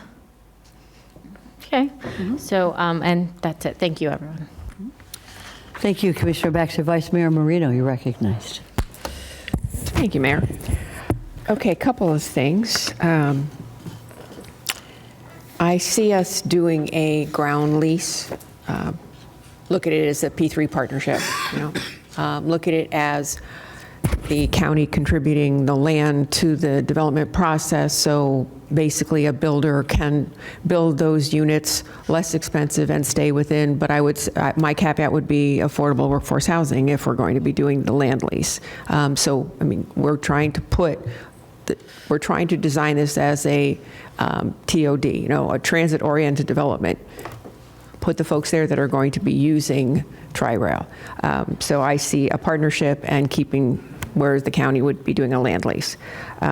If we were to move forward today, if board direction said, yes, let's do this, option 1, smaller footprint for parking. When do you actually see completion? Construction. Completion. Full buildings up, knowing that we will not start construction until 2027. I will say we are 3 or 4 years out, so 2030, 2031. Do you agree? Completely. Okay. We'll be gone. So let's not dilly-dally any longer. As for parking and charging for parking, overnight parking, I don't see that as an option for a couple reasons. One is if we do some sort of metered parking, now we have to build the meters in and now we have to staff it.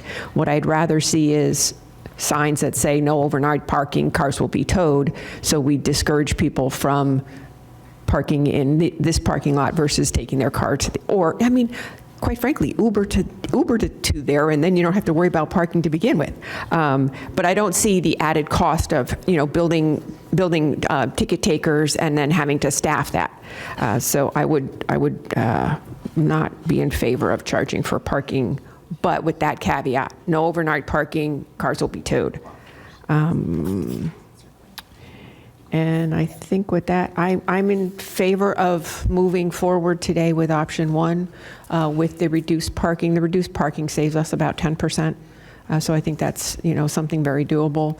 I do see as I said, doing a ground lease, because then if we convey it to a developer who is going, and a caveat of workforce affordable housing on that property, which is something that we need to do, and within the TOD, that's why you do a TOD. So what else was left on the list? Bonds. There you go, bonds. Thank you. Thank you so much, my colleagues. Thank you, Vice Mayor. And I have, Commissioner Woodward, go right ahead.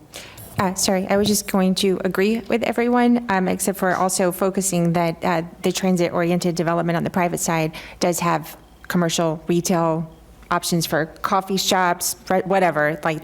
That's going to be their potential for generating some revenue that the market rate apartments normally would.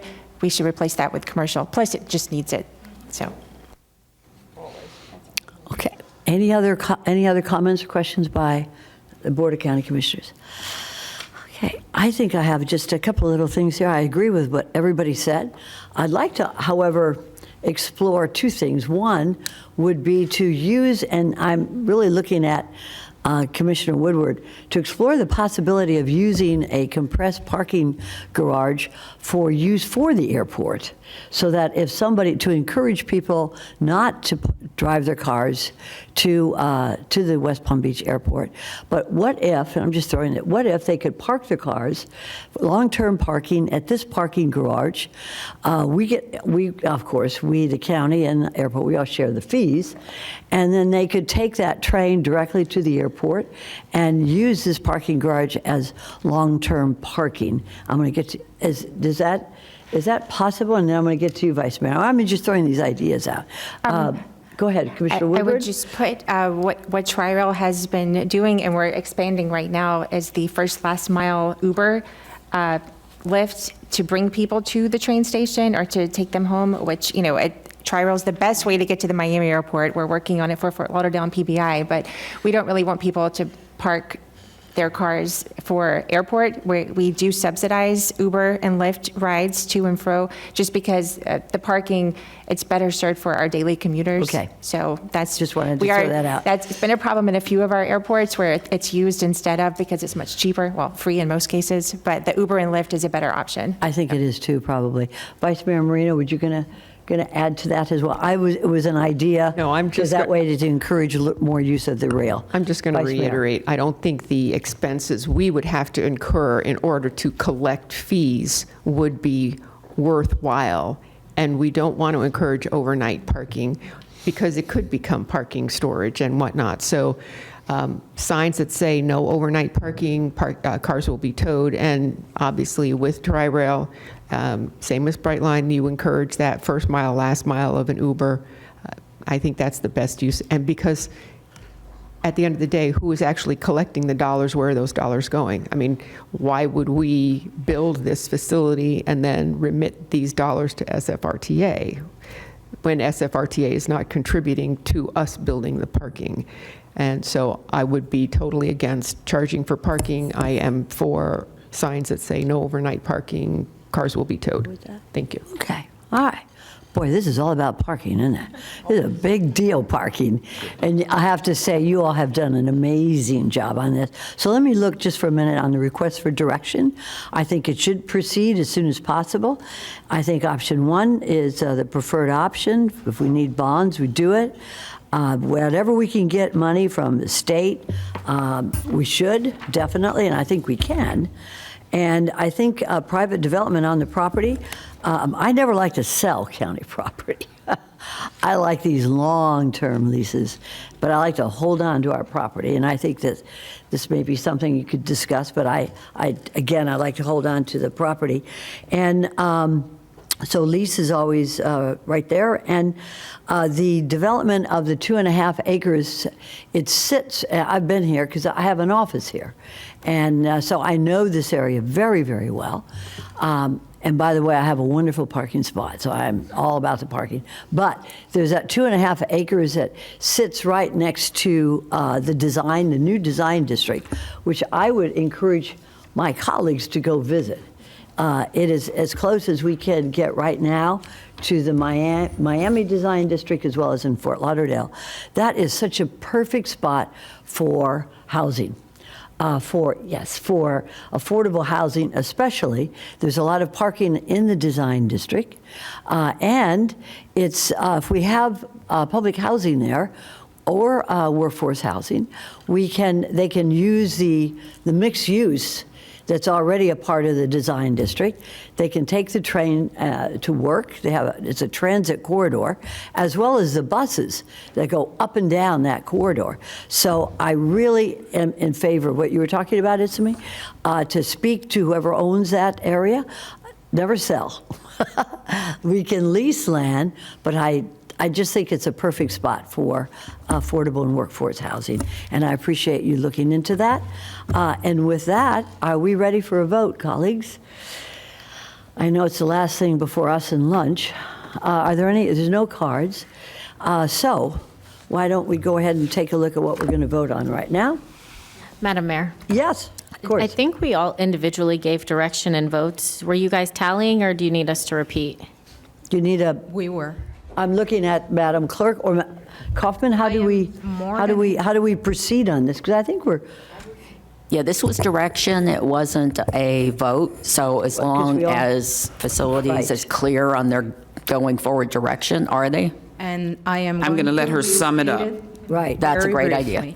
We are moving forward with option number 1 with shell space, issuance of bonds, pursuing a ground lease for disposing of the property as ground lease, not conveyance. We are authorized to pursue contributions at the state level for Department of Health and SFRTA. We will not enter into agreements that provide for charging of parking fees in the garage as it relates to transit uses.